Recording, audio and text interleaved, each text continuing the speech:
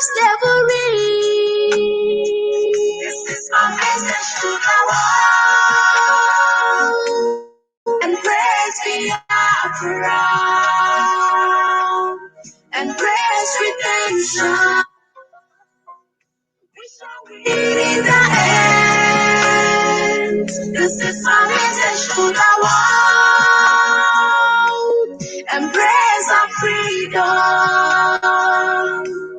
Embrace our victory. We shall win in the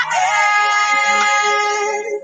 This is my message to the world. We are coming, we are coming, we are not alone. We are fighting, fighting with the power of love. Forever and ever we shall reign in the world. This is my message to the world. Embrace Biafra. Embrace Biafra. Embrace redemption. We shall win in the end. We shall win in the message to the world. Embrace our freedom. Embrace our freedom. Embrace our victory. Embrace our victory. We shall win in the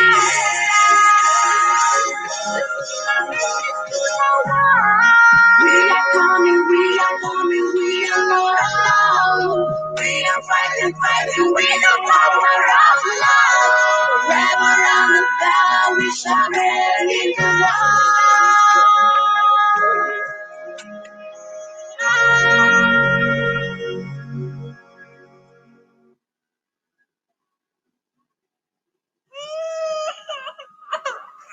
We need peace, we choose freedom.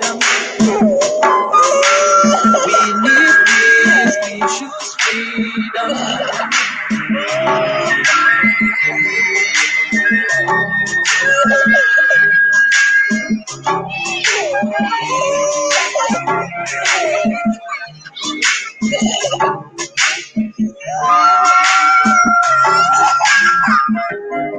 There was a nation living in peace and unity.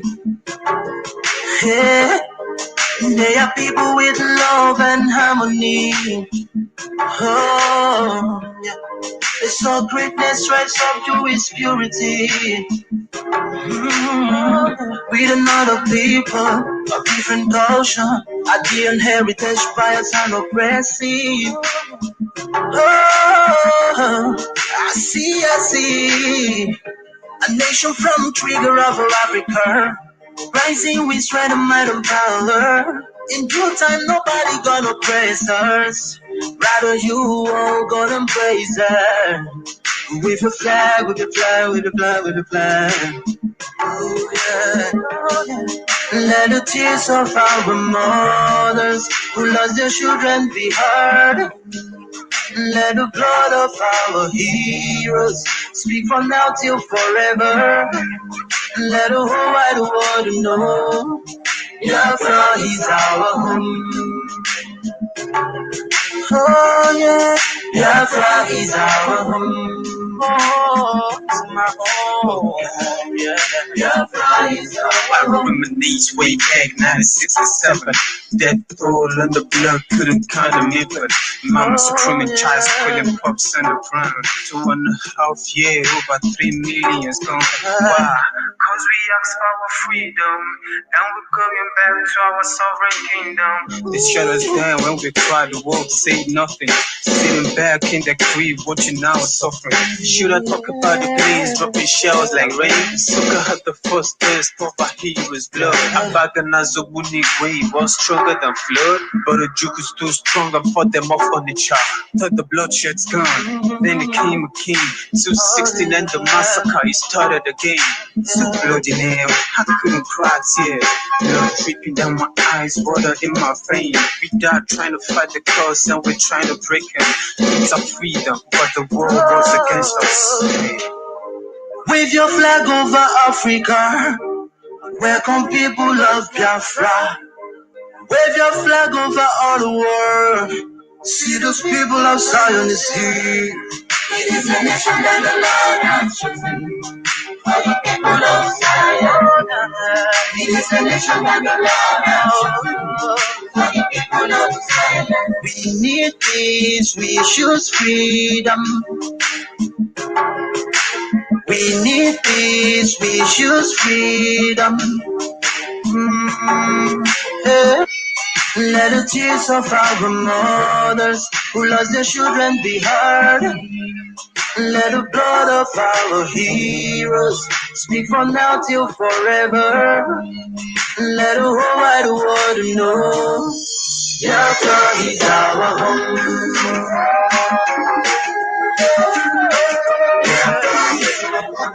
I see a rising sun from Africa. Oh, this is our victory. Oh, yeah. I see motion in Africa. Oh, yeah. People of Biafra. See light shining on the world. Oh, yeah.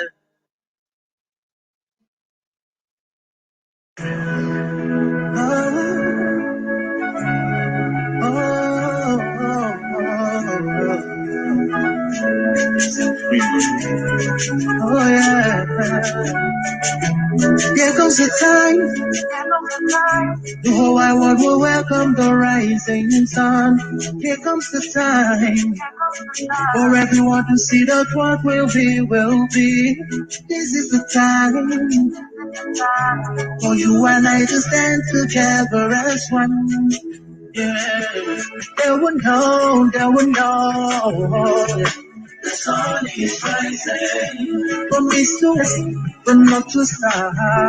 Can't you see the sun is rising? Oh, your wave your flag, I'm the part of who you are. Because the sun is rising, it's shining so bright all over the world. We are the sun, we are rising. We spent our lives in pain and misery. Never gonna trade our freedom with any mystery.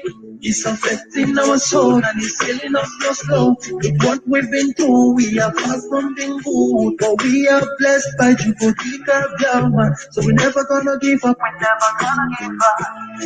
Y'all the light in the wind of a tunnel. So shine so bright all time. The whole wide world will embrace us. Nobody can stop us, nobody can cage us, nobody can stand us, yeah. They will know. The sun is rising from east to west, from north to south. Can't you see the sun is rising? Oh, your wave your flag, I'm the proud of who you are. Because the sun is rising, it's shining so bright all over the world. We are the sun, we are rising. We know and patterns, green lights be beginning. When I think about how blessed we are, goosebumps all over my body. Sunrise to the clock strike, black strength crossing gray stripe. Clashes upon clashes, many lives turn to ashes. When I ponder one reminisce, the actions I see in Alice. Blood on the ground, this is how we fly. Our beautiful flag, all around the world. Blood on the ground, this is how we fly. Our beautiful flag, all around the world. We go carry the cross together, we walk through to Zion. The stumble will rise, how the victory will sound. Biafra,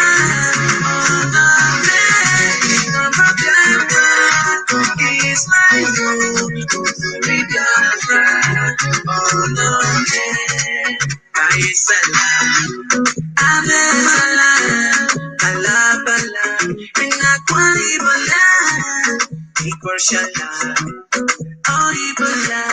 we are one family, oh Biafra.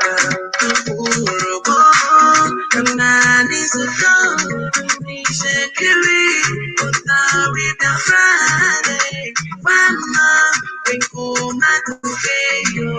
If we come in, if we be a friend, we come up Biafra, my own. Sorry, Biafra, oh no, we come up Biafra, Sorry, Biafra, oh no.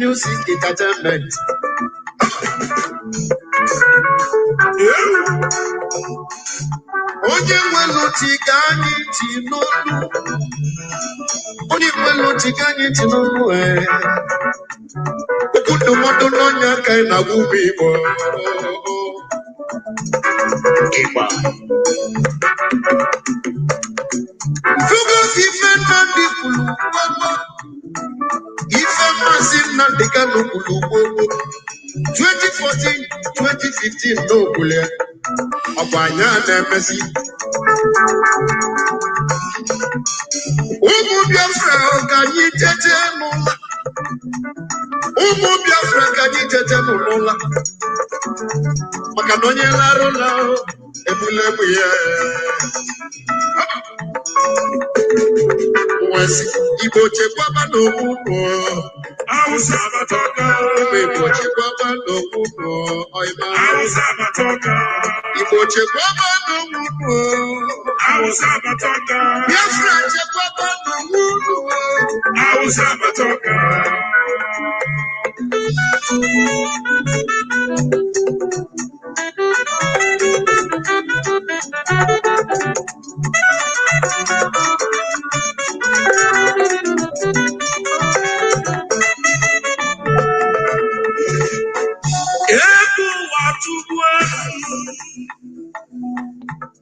Yatuzimatu kita onye n'aka n'ụzọ ojidisi aka egwu na-atụ mama bebe nke agbaja mama baba n'ime ọfịa na ndị Fulani jụrụ ebe afọ mụ nọ n'ụlọ ama m onye mụ na ya nọ Igbo onye Hausa ka ọ polisi elu ga-akpụkpọ n'ịnọ n'okwu ndị na-ebugharị chuga nke mba nọkwa n'ahịa ndị na-ele akị Hausa liru na faji ekwe ezi maka ndị na-achụ efi fajuru n'ọfịa akwụkwọ nsọ Chineke nna melu ka mmalụ ọ sị na ife abụla agha mma maọbụ agha ube mgbe chekisi onwe m wee sị kịta bụ agha mma na ube onye ọbụla weta mma ya biko weta egbeghị onye ọbụla gụnite biko mụla anya onye mụla anya n'elu ụwa gị ifo na-eme amụla anya maka ịlala ụlọ onye nọ n'akụkụ ebula egbeghị jee chọbakwa obejiri jee chọbakwa mma egwu debe n'ụlọ gị maọbụ ebe ekwentị idebebeghị ịchọzie kọmpashọn ide iwe chekwaba onwe Igbo chekwaba n'ụmụ ụnụ Hausa Batoka. Hausa Batoka. Hausa Batoka. Tajulu n'ụzọ akọrọ Hausa Batoka. Hausa Bajulu Ebonyi steeti Hausa Batoka. Hausa Bajulu na Anambra Hausa Batoka. Bajulu Enugu steeti ju na Delta Hausa Batoka. onye ọbụla bụrụ egwu ya bụrụ mmadụ yo Hausa Batoka.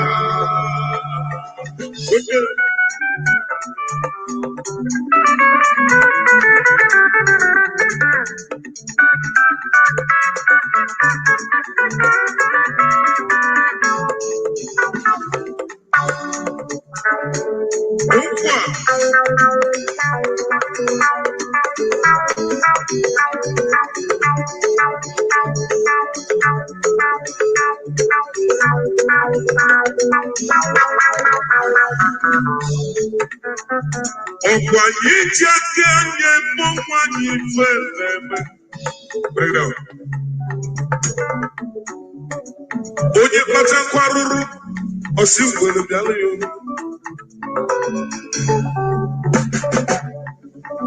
ife na-eme anyị isi anyị n'aka ụmụ Igbo ife because my voice should be coming out, and I need confirmation right across the board that my voice is coming out. I know that we are live on all other platforms like Ipob Community Radio. We are live on satellite. We are also live on radio, Biafra app.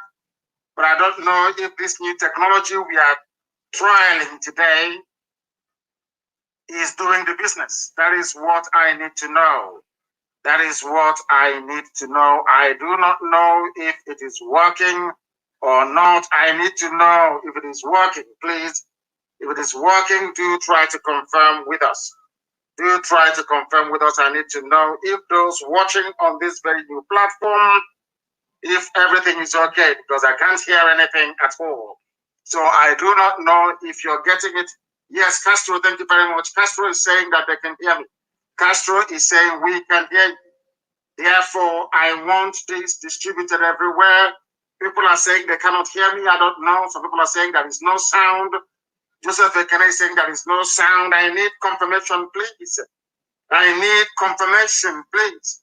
If you don't have any data, if you cannot hear my voice, it could mean that you have not completed your name registration or that you do not have any data on your phone, in which case we ask you to go and do something about it. Because I can assure you categorically that my voice is coming out, has been confirmed. Even Chinas has confirmed it.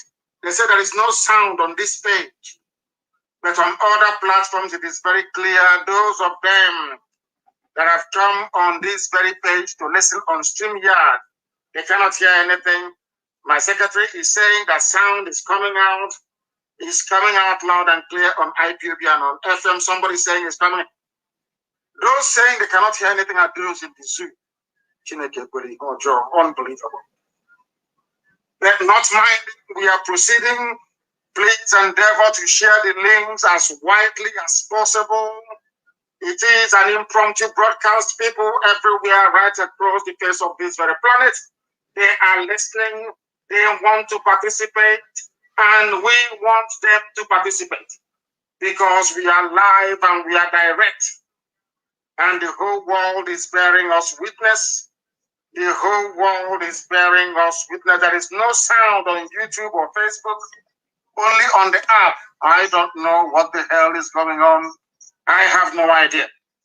I have no idea at all what is happening. I don't know. They say they cannot hear me. YouTube channel is good to go. Biafra television is carrying us. Facebook, they say there is Facebook, they say there is no sound. I don't know how to rectify this now. My screen here is not on mute. I have unmuted it, and I do not know what is happening.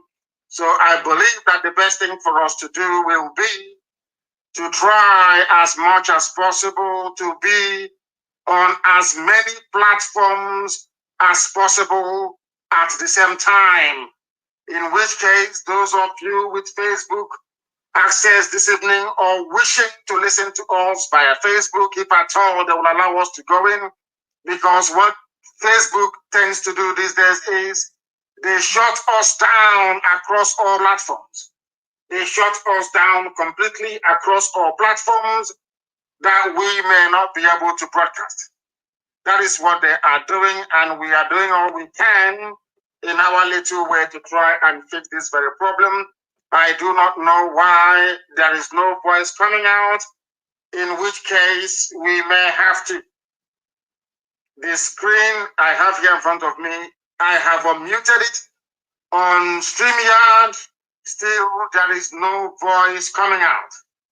There is no voice coming out. I do not know what else we can do about it. I have no idea. Let us try once again to see if we can, as a matter of fact, be able to get this very platform going this evening. This is a live presentation. This is Radio Biafra. We are live and we are direct, and we are trying out new technology because the powers that be, those that want to determine how we reason, are doing their best to make our life a mission. But we are also doing all we can to make sure that they do not succeed. That they do not succeed. We are on YouTube. I need to know where we are on YouTube. And if where we are on YouTube, people can be able to get what we are doing. Very, very important. Very, very important. Please do bear with us. Do bear with us. Please do bear with us. We are trying all we can to make sure that we fix this very program this evening. Please do bear with us. Do bear with us. We are doing all we can to come to you live and direct as we promised you we would.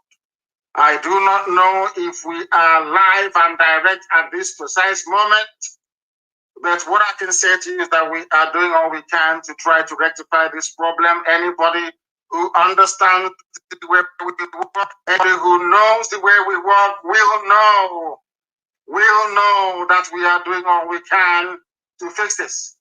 And we are about to enter our studio, and I need confirmation.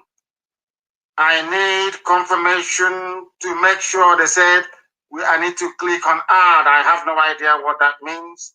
Click on add, whatever that means. I do not know. It says click on add, or else it may not come out. I have no idea. I have no idea what is going on, but let us try and go live right now to see if everything is going to work the way it is intended. We are live at this precise moment. I believe we have gone live, and I need confirmation. There is no mute here anywhere. Everything has been unmuted. I don't know if people can now hear us on those very platforms on StreamYard. Can you hear us? I need confirmation on StreamYard. Can you hear us, please? If you can hear me, please let me know. If you can hear me, please let me know. We are live on direct on a couple of places. They are saying, people say they are listening, but we need confirmation that the voice is coming out on StreamYard, because we are going to do a lot of things with this device. I don't know if Facebook have actually gotten to them. We do not know. We do not know. I need StreamYard, please. I need StreamYard. Can you hear me on StreamYard, please? Because we are going to do many things. Because during my next broadcast, we are going to come live to you via my Twitter handle and also Instagram. So we are doing all we can to make sure that we are ripe for that very occasion. I want to know, I know that IPOB Community Radio is good. We know that things are happening. We are using StreamYard. So I want to know if people can hear me on StreamYard. But notwithstanding, we are proceeding because we know that our apps are working. We know that people are listening via that very platform. We must proceed with the time now standing at precisely 14 minutes past the top of the hour. This is a Radio Biafra live presentation. My name is Nnamdi Kanu, and I am the leader of the indigenous people of Biafra. And by the very special grace of the Most High Elohim, a servant of the Most High God, we are here to serve you in truth and in every honesty. I lead IPOB, the largest mass movement on the face of this very earth. I direct Radio Biafra and Biafra Television, and we are doing all we can to make sure that our voice is heard all over the world. All over the world. On this very platform of StreamYard, nothing is happening. We will try and rectify it next time, but every other place we are live and we are direct. And I believe even on some platforms on Facebook, I don't know if we are live on Radio Biafra page as well. I don't know what is going on. I don't know what is going on. In other words, we have to disengage from this very platform and then endeavor to try somewhere else. I do sincerely and wholeheartedly apologize for this very delay, so to speak, because it wasn't intended this way. This wasn't what we planned, but that was how it turned out. That was how it turned out. And you cannot believe what is happening this evening. Even the Facebook platform that I wanted to use has gone blank. This is very, very strange. It has gone blank. Oh, dear me. It has gone blank. University of Radio Biafra is not transmitting. It has gone blank. Unbelievable. Absolutely unbelievable. You need to bear with me because we are trying to rectify this very problem. If we do not fix it this very day, our enemies will think that somehow that they have prevailed. That they have prevailed. And we are saying to them that there is no way they can prevail because what we are doing is something that Elohim directed us to do. Directed us to do. I need confirmation that we can be heard on numerous Facebook platforms. That is what we need to know. Can you hear us on numerous Facebook platforms? I need confirmation, please. I need confirmation before we can proceed. I do need confirmation. Are we coming out anywhere on Facebook, on this very earth? I want to know, they said the voice is broken. They said the voice is breaking. IPOB community radio, that the voice is breaking there as well. They are doing all they can to try to attack us. And we are going to show them that we are more than prepared for this very occasion. The world must hear the truth about what is happening in the damnable zoological republic. The world must hear the truth, and that is what they are trying to stop us from doing. And they have failed very, very.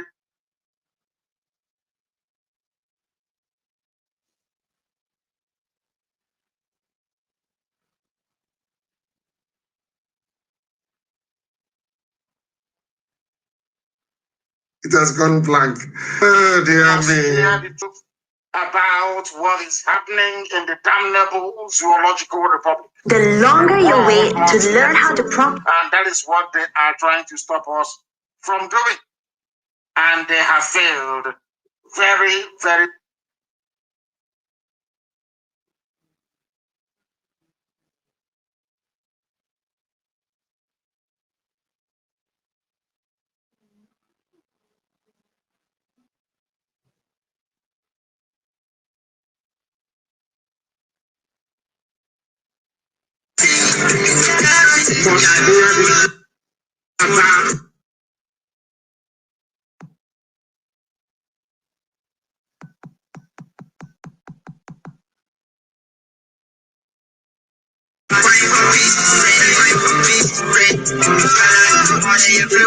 Very important gospel to preach, and that gospel we are going to preach this very evening regardless. They said it is now very good. IPOB Country Radio is very clear. Thank you very much for that.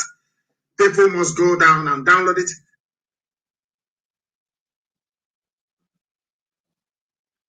And I'm doing all that I can to make sure that we come out everywhere live this evening. I am trying to do that. Please, you must bear with me. You must try and bear with me. We are coming out also. I can see that there is confirmation. There is some measure of confirmation that we are coming out on Facebook.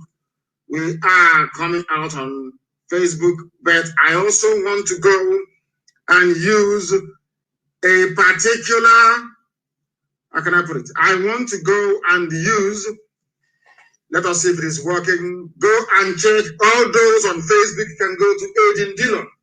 Go to Agent Dillon, and we are live on that very platform, I believe. That is Facebook permitting. I can see them turning here. Yes, we are live on Agent Dillon. Please, Jonas and Wuru and all the rest of them, make sure you share it everywhere. Tuning is fine. People must go and get their apps, please. By the next broadcast, we are going to rectify whatever difficulties that we encountered this evening. Then, and also my new app is out, and we are going to put that also on the market so that everybody will be able to download it. Is of course free. Somebody said Obina is listening from the Cameroon, and it is very, very clear. That's what he said, from the Cameroon, and it's very, very clear. If you go to Agent Dillon, you should be able to watch us on that very platform, and you can go there and share it everywhere else. We must now proceed, and we're going to pray.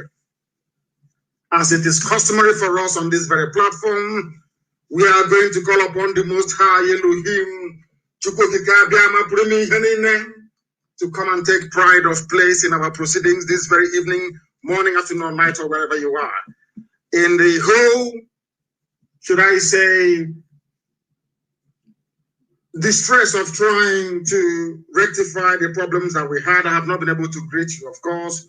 We know that today is the 4th day of February in the year of the Most High Elohim, 2021, and the time now is 21 minutes past 7 p.m. in the blessed land of Biafra. Allow me to say rather belatedly good morning, good afternoon, good evening, and good night to some of you. This is a live presentation, and we must pray so that I can preach for you what I have for you, what I have in store for you this very evening. He also says, Chineke na nke pụrụ ihe niile onye kere mmadụ dị ndụ. Chineke na nke usu niile nke ndị agha.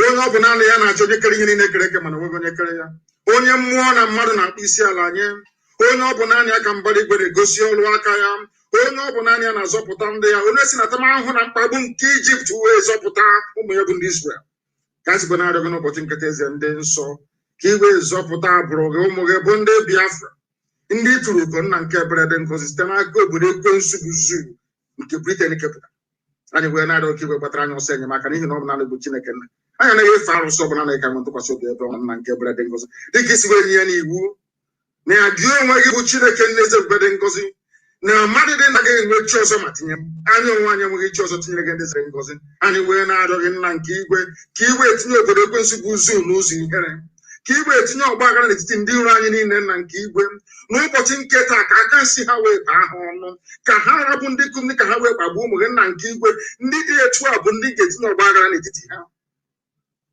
anyị wee na-arịọ gị eze ebube ngozi ka ha na-agbadata ndịda na ọwụwa anyanwụ nke gị mụghị eze ndị nsọ goziri agozi chụghachi ndị iro anyị azụ n'ihere nke onwe ha biko bịa ka iwe mee ka ụwa gbaa ha ochu ma lekwanye onwe anyị bụ ndị nwe ịhụnanya na obi ụtọ n'ime nzọpụta gị anyị onwe anyị bụ ndị nwe ezi mmasị ebe nzọpụta gị nọ obi ya mere mgbe niile anyị wee na-abụ ụmụ anyị aha nsọ gị ezi ebube dị ngozi anyị wee na-agụ ụmụ anyị too Chukwu nna nke dị nsọ na ọ bụ naanị gị ka okwu dịrị onye nwe m na Chineke nna nke bi n'igwe anyị wee na-ebuli gị elu wee na-aja gị mma na-asị ma lee nna nke ebere dị ngozi anyị bụ ụmụ ogbenye mgbe ụfọdụ anyị dịka ụmụaka wee na-asa n'afọ ọsọ ọsọ nna nke igwe gbatara anyị ọsọ enyemaka bịa ka igwe zọpụta ndị gị n'ihi na ọ bụ naanị gị bụ Chukwu okike abịa ma pụrụ m ihe niile ọ bụ naanị gị bụ onye nzọpụta ọ bụ naanị gị bụ onye enyemaka ọ bụ naanị gị bụ Elohim Adonai El Shaddai biko atụfukwala mgbe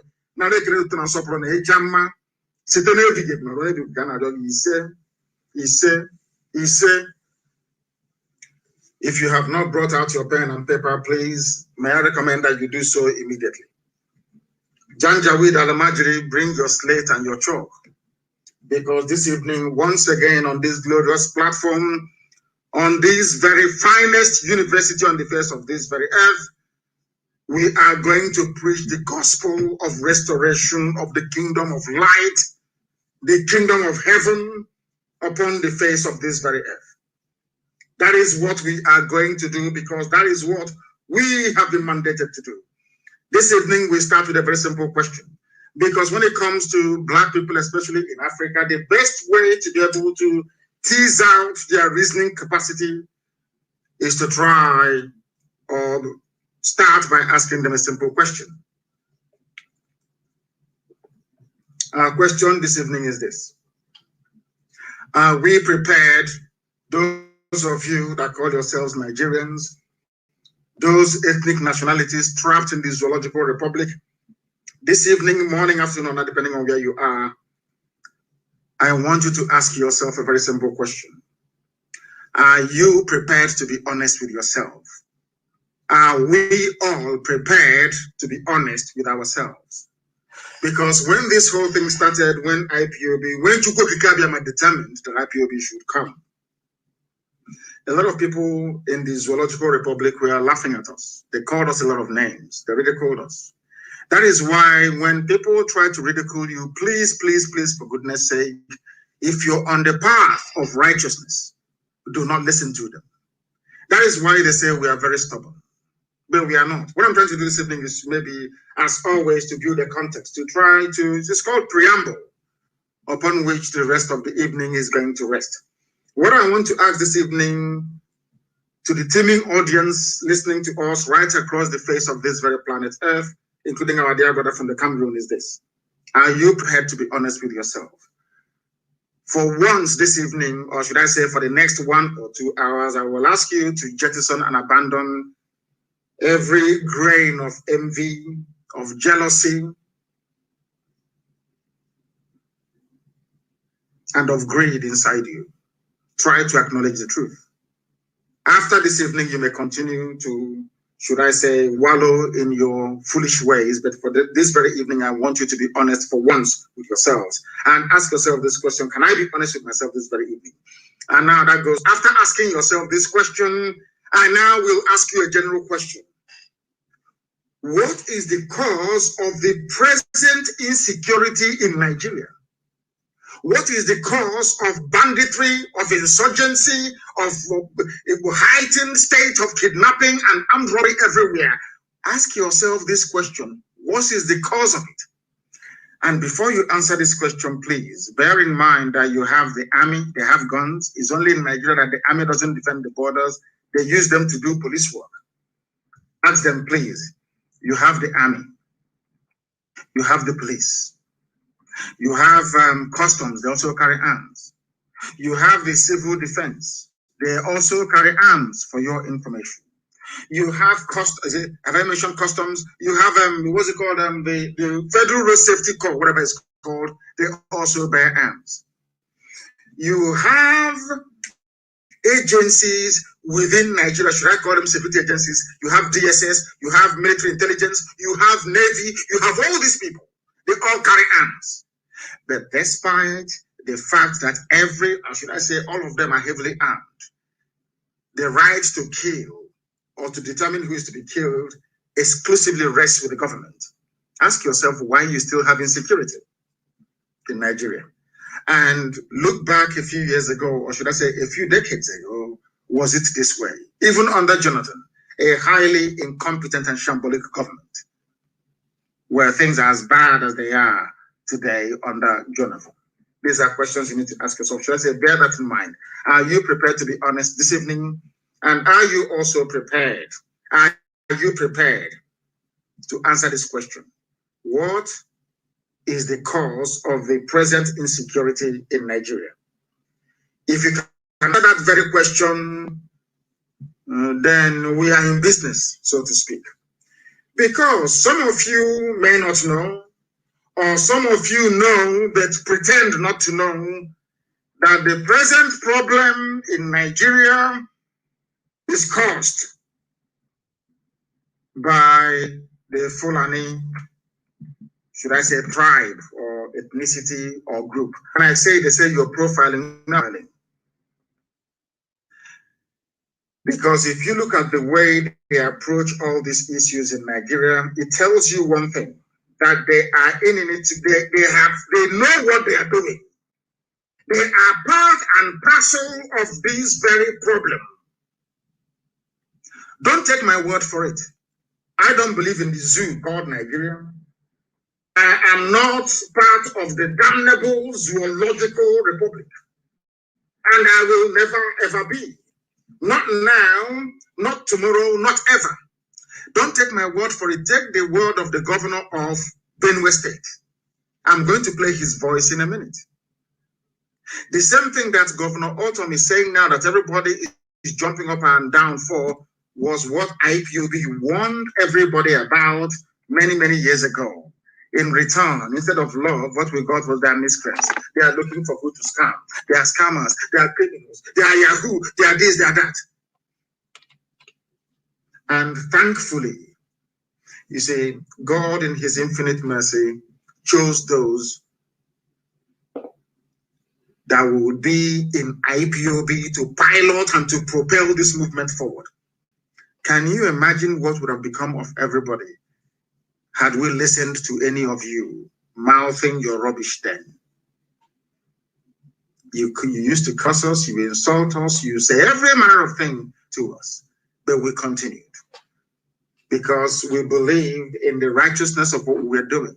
That one day, all of you will see that thing that we saw. And today it has happened, hasn't it? I want you to please very kindly listen to don't take my word for it. Listen to the voice of the Benue State governor, a serving governor in Nigeria. So that when I blame the Fulani, Facebook can understand it. Facebook said I was profiling people, and I said to them, you don't understand what is happening. One day Facebook will tell us that Nazi party or those that belong to Nazi party are not Germans. That's what I'm trying to do. That's one day that's what they'll tell us. Have you heard of any Fulani man rising up to condemn the rape and the killing, the pillaging, the sacking of villages and the land grab going on in the south? All they say to you is try and live peacefully. One Nigeria. Let's not rock the boat. The nation should be one. That's all you hear. Not one word of condemnation. Not one single word of condemnation. Why is it difficult for all of you to understand that the Fulanis have come to conquer, to pillage, and to take your lives over? Look at what is happening in Yoruba land. Can you see what is going on there? Can you observe what has been happening ever since? The young man that came up and is now championing that very cause, there is no castigation from any quarter. Yoruba journalists are queuing behind him, writing about him almost every 30 seconds, because of course they control the media. No castigation of any sort. Even when the young man appeared to have cast some measure of aspersions on the Oni of Ife, they quickly prevailed upon him to apologize, and he did, and that was the end of it. Can you imagine if such a thing were to happen in the East? Because people from the East are full of greed, envy, and jealousy. Shame should befall all of you. Look at what is happening in Yoruba land. They are campaigning and raising money openly. Nobody has called him a scammer. Nobody has ever said he's a thief, he's a criminal, he's a rogue. No, not at all. Because they understand that to move from one location to another, they need buses, they need transportation, they need fuel. They understand that. There is no envy, there is no greed, there is no jealousy. Nobody, I don't see people in Yoruba land queuing up and saying, oh, that thing he's doing, I can do it as well. Oh. No, they are all queuing up behind him. But in the East, it is a different matter altogether. That is why you people were suffering before God Almighty in heaven determined that IPOB should come. And today we have saved everybody. Without IPOB, what is happening in the West couldn't have happened, you know that for sure. Without IPOB, Governor Autumn cannot stand up to say what he's saying. Because now everybody have seen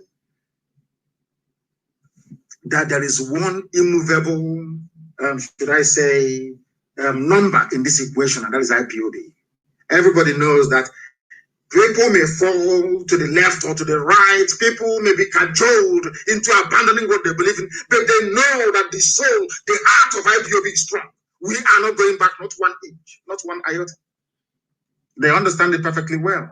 That has now given impetus to people to rise up to speak the truth. That unspeakable truth. The same truth that we are speaking, and they said that IPOB must be proscribed.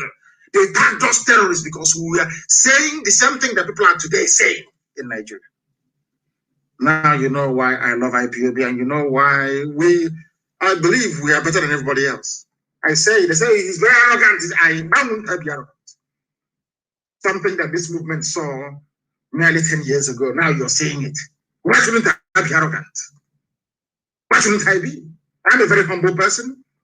And this movement that I lead is they are the most humble people in the world. If you doubt me, ask anybody.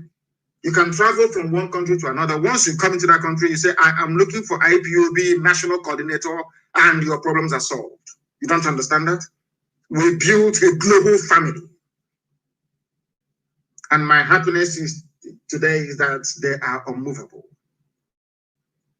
You cannot move them. I read rather very amusingly that my dear friends and brothers from my brethren from Oduduwa land, the Yorubas, that they're rising up to raise money for the young man, and I was very, very happy. And they said they want to raise for him 51 million naira. And they raised 4 million in, I think, in less than an hour. And I want them to go on and give him more, because he will need it in the coming weeks and months. And I saw people jumping up. And, you know, after I read that very article, I had, please, you must forgive me this evening. I'm going to preach, but I want to talk about this IPOB so people can understand it very well. This noble family, I call them a noble family because unless you're in, you won't be able to understand what is happening. This noble family, you people, you contribute. Oh my God. That's why I pray for you 7 times every day. The same amount of money that people were jumping up and down to contribute today is what you pay only one consultancy firm in Washington every month. every blessed month. I said, I didn't say our lawyers, international, I said one consultancy firm alone. The people that contribute this very money, you don't know them. Some of them do, and they say, don't even mention my name. I don't want to be known. They are all IPOB. That is the money we pay to our consultants in Capitol Hill, in Washington, every month. And that made me realize that there is something special about IPOB. Too special. And no wonder, not everybody is worthy to be part of it. That is why sometimes if you allow demon or evil spirit to get into you, you leave IPOB. How you leave, you won't know. Because God Almighty in heaven set up IPOB with a very puritanical, should I say, mindset. Unless you're clean, you cannot be in IPOB. You can't be. One day, how can I say, what will drive you away from IPOB? You won't know. You will just wake up one morning and say you're going. Because you're not clean enough. You're not pure enough. That is the reason why we won the argument in the zoo. It is no longer in doubt that IPOB, all these years, they have been right. All these years, they have been right. All these years. Now you understand it, don't you? That we are the chosen children of God Almighty in heaven. We are the children of light. We are always right. Of course, we are human. We are fallible. We all know that. We are mortals. But in the main, we get it right all the time.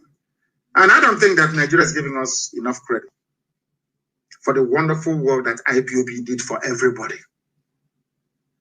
We bore the brunt of everything. IPOB is like Jesus Christ. They crucified us in order for others to have life. Crucifixion. Crucifixion. Suffering, pain. The tagging of terrorism, the invasion after invasion, the massacre after massacre. Everywhere they were killing us. The same people that were laughing at us when they were killing us, they are now the ones saying, oh, they are right all along. But of course, you know, Yoruba journalism, shame won't allow them to say that IPOB has been right all these years. And to say sorry, to apologize to IPOB. Now, do you understand it? That is why they're chasing us all over the place. They gave money to Facebook to say, don't allow them to broadcast. They're educating people. Do you know they were blaming me for all the things that were happening in Oyo and in Ogun? They said I was the one that set it up, and heaven knows, I don't know the brave young man. I don't know him. And anybody who thinks that the Yorubas can be subdued or subjugated, they are dreaming. Because Yoruba won't allow that to happen. Not minding that they lost Kwara under some very fishy circumstance. But you will never hear a Yoruba man from Kogi say, oh, I'm Yoruba Kogi. I'm not Yoruba. I'm not from Ife. Even in Kwara State, where they have an emir of the Ilorin, you cannot have a Yoruba man from Kwara State saying, I'm not Yoruba. But you have somebody from Ahaba, not Asaba, Ahaba, Habimeni, across the river. Somebody from Onichubo, somebody from Ukwane, somebody from Umunede, Umu, which means children, Umunede. Somebody from a place called Igbo Akari. Because I'm not here, man. I'm not Igbo. Somebody answering Wike will say, I'm not Igbo. I want the world to understand the hurdles and the obstacles that IPOB had to overcome to get where we are today. We are still dealing with the most difficult, idiotic race on this earth, the Igbo race. Difficult to afford, difficult for no reason sometimes. Have you ever heard anybody say, even Fulani and Hausa will say, oh, we're Hausa Fulani? That was in those days. Have you ever heard anybody say, hey, I'm Fulani, I don't mix with the Hausa. These are Igbo people, Igbo, IGPO. The only people on this earth that will reject the identity. That tells you how difficult they are. And when you ponder how difficult these people are,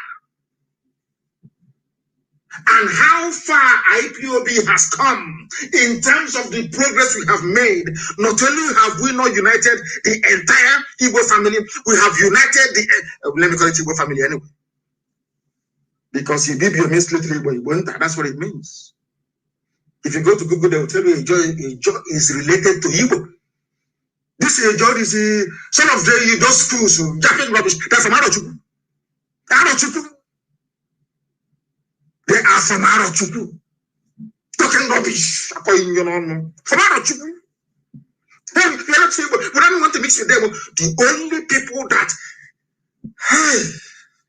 we have suffered, I'm telling you the truth. We have suffered. My God, the pain is too much. Almost unbearable.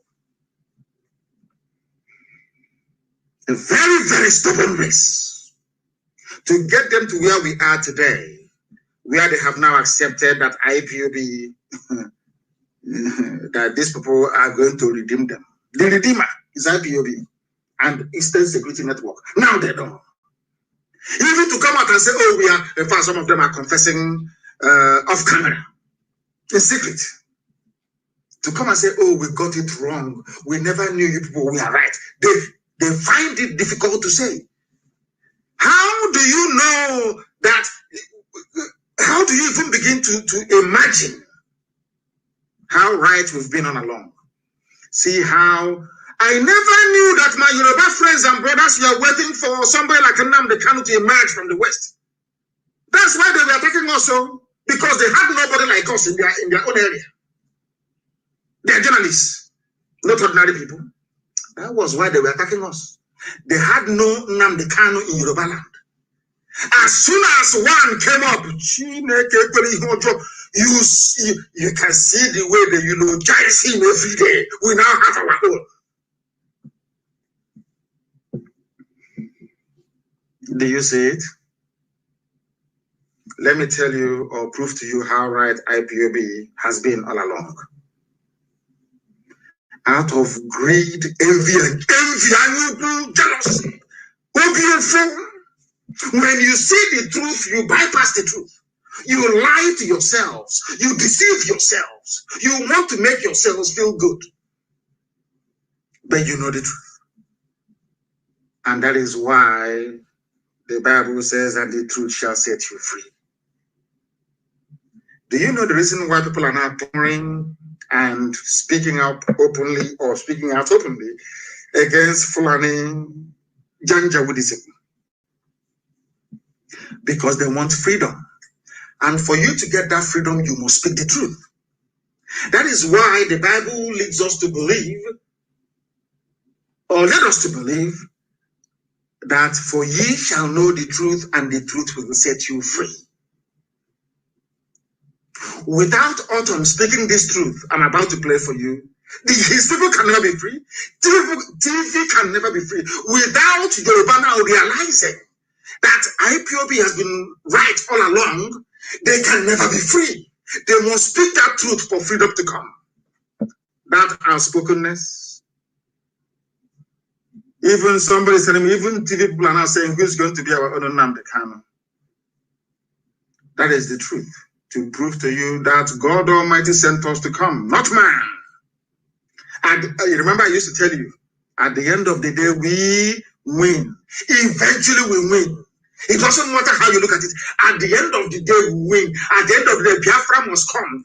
And once Biafra comes, some of you, your job is done. Mine will continue. I don't want to hear the name Nigeria. The way they erased the name Biafra from history books, from geography textbooks, is how I want the name to be extinct. The name Nigeria will not exist. Once Biafra comes, some of you can move on. But I will remain to make sure that the name Nigeria is buried, never to rise again. The voice you're about to hear is the voice of the sitting governor in Nigeria. His name is Autumn. You will hear him now to know that we are always right. Lord have mercy. this IPOB. If you don't respect, love IPOB or fear IPOB, what are you going to fear on this? Which other phenomenon on earth will you be afraid of? If you are not afraid of IPOB, if you don't love and revere IPOB, what else can you revere on this earth, I ask you? People that saw something 10 years before some of you woke up, told you that I told you they are coming. I didn't miss words. I said they are coming with every certainty. They are going to come. They will kill you. They will rape you. They will take your land. They said I was a warmonger.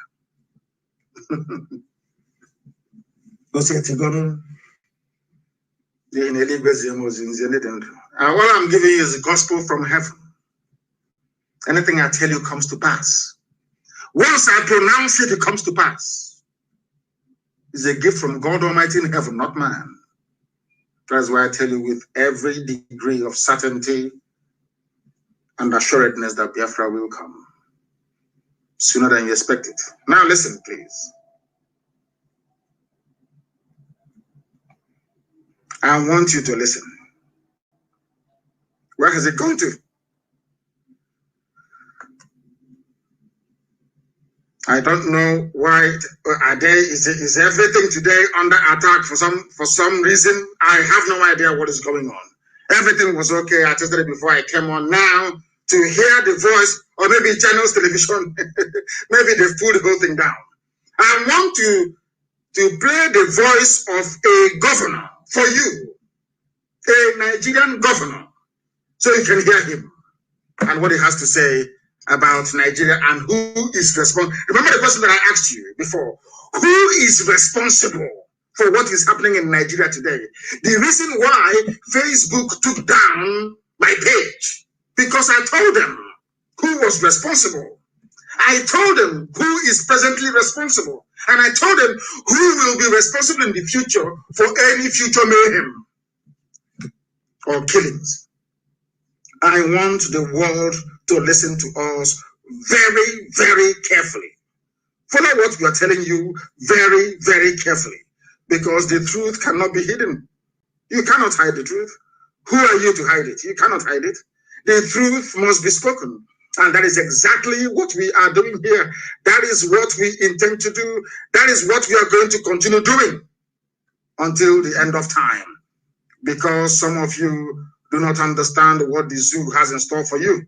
You don't understand. Listen. The federal government, presidency must act fast because time is going. Yes. From northwest, northeast, north central, southwest, southeast, south. There is general insecurity. There is general insecurity all across Nigeria. He mentioned every zone. And who are the people responsible for that insecurity? That is the truth that your average Nigerian is running away from. Your average Nigerian runs away from the truth. We are asking them, who is bandits here? Headsmen there. Who are those people? You can't answer that question, can you? If you ask, the Facebook will block you. Listen. And this is being prepared by herdsmen. I want to repeat again. I have made it a petition to the presidency and to all security agencies before. Yes. That if they want peace, Mayor Diala must be arrested. What? These are people who have owned up. They have taken responsibility that they have killed the man, they raped. Yes. And do all sorts of atrocities. Yes. Fulani leadership is in Abuja. This is the same Miyetiana, listen, the same Miyetiana working with Obiano in Anambra, the same Miyetiana working with Ipob. And when we say this thing, oh, you're insulting your leaders, your governors. How can why won't I insult you if you're working with a rapist, you're working with a kidnapper, you're working with a bandit? Miyetiana came out openly to say, we are the bandits. And people keep pretending. The same Mietiala, listen carefully, that your so-called presidency said that they are legitimate stakeholders in the governance of Nigeria, a terrorist group. Now, Governor Autumn have quite cleverly matched. I'm going to go back to him in a minute. I'll go back to Autumn in just a second. What are these? No. Let me go back a little bit. What are the sins of these people? What did Miyetti Allah do? Who are the people responsible for all these crimes? Let's hear it again. Listen. And the federal government, presidency first. Because time is going. Listen. From northwest, northeast, north central, southwest, southeast, south. There is general insecurity. Yes. And this is being propelled by herdsmen. Who are the herdsmen of Fulani Nachinama? People, the same people they say, give your land to. Give the same people that all Jews or Carlo gave land to Atlanta. They are the ones propelling this insecurity right across the board. Everywhere you go to, they say, who are the people causing it? They say herdsmen. Who are the herdsmen? Fulani, because they say that is their way of life. Moving cattle from place to place, killing people, raping them, and cutting them up into pieces. When I say these things that are obvious truth, Facebook will take offense because they've collected money from the zoo to try to cover up what is in essence the truth. These days, in this world we live in now, people prefer to excuse abomination after abomination, evil after evil. Nobody wants to speak the truth anymore. That was why they removed Trump. Once you speak the truth in this world, you're gone. You're no longer politically correct. Where Satan found this power to be destroying good people, I do not know. You can hear him. Who are the ones committing and perpetrating all these crimes? They are Fulani. They are Fulani. Very clean and clear. Fulani headsmen. Now they said, do not stereotype, don't aggregate people, don't profile them. And I said, okay, I won't profile you.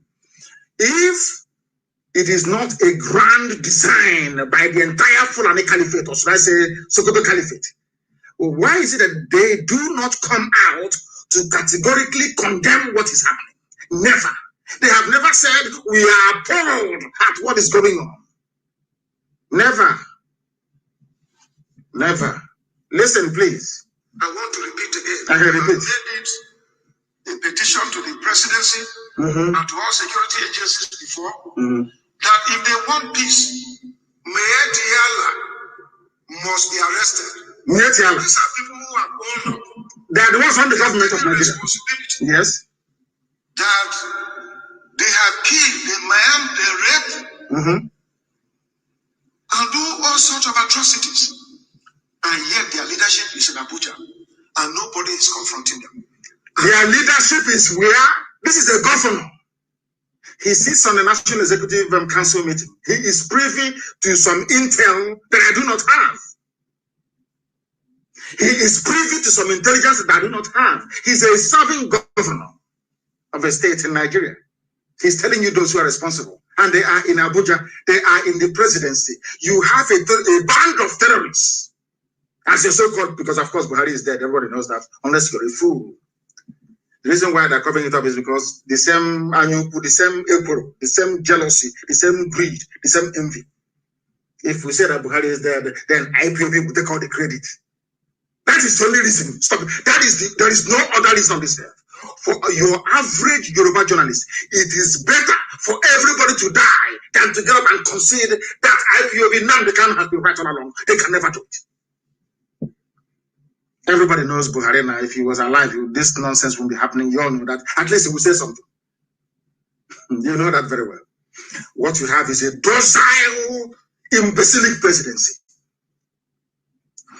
Who are those in your presidency? They are Miyetti Allah, according to a governor of a state. Not IPOB, not a Biafran, not from Middle Belt, TV people.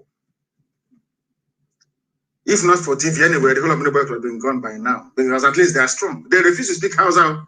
TV tell them we can't speak Hausa. We have TV language. We can't speak that to Hausa. We can't speak it here. Go and ask. Do your research. Very well. People are there, and the so-called presidency. Go, please Google it somewhere. Presidency came out a few days ago and said, you must respect Hanese, Pandev, you must respect Miyetti Allah. The same a serving governor is accusing of masterminding rape, mutilation, slaughter, land grab, general insecurity. Are you listening? You know, Fulani, I want all these idiots that call themselves intellectual. If you go and swallow dictionary and you write rubbish, you claim you're an intellectual. Idiots on social media, fools. From the East especially. In the Okacha, they think they know something, but their brains are empty. Do you see how Fulanis defend their own?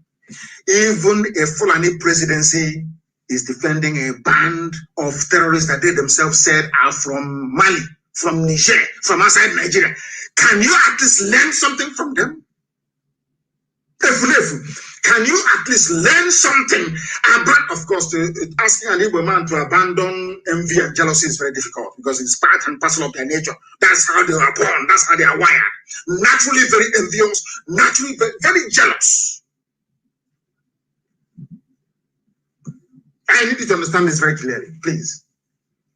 A band of terrorists, they have their own in power, in government. They are supporting them. That is why they are moving, because they have the support of their people. That is why they are moving in everywhere and taking over people's land. But you people in your so-called, you claim you're intelligent, that I was an idiot myself doing a video. Hey, Supporter is in trouble. Hey, Supporter, get us somebody like Sunday. Oh, let him come to Supporter. What idiot is the wrong one taking money from Okazibaz? That was why you couldn't mention IPOB. That is how envious, the destructive, should I say, the envious nature in an Igbo man. It is better for him to die than for somebody else to take glory for something that that person worked for. It took Yoruba and every other person to rise up to say, oh, Eastern Security Network is doing very well. For them to now say, oh, they're doing very well. I will never forget. The first people to endorse Eastern Security Network is Afenifere. But Ohanese was there. Pandef is there. They will never. And you put jealousy. Hey, why must it be them? Why them? Why not us? That is why instead of an Easterner to be in a good position in Abuja, is better that for them it's better that somebody from Bauchi takes it.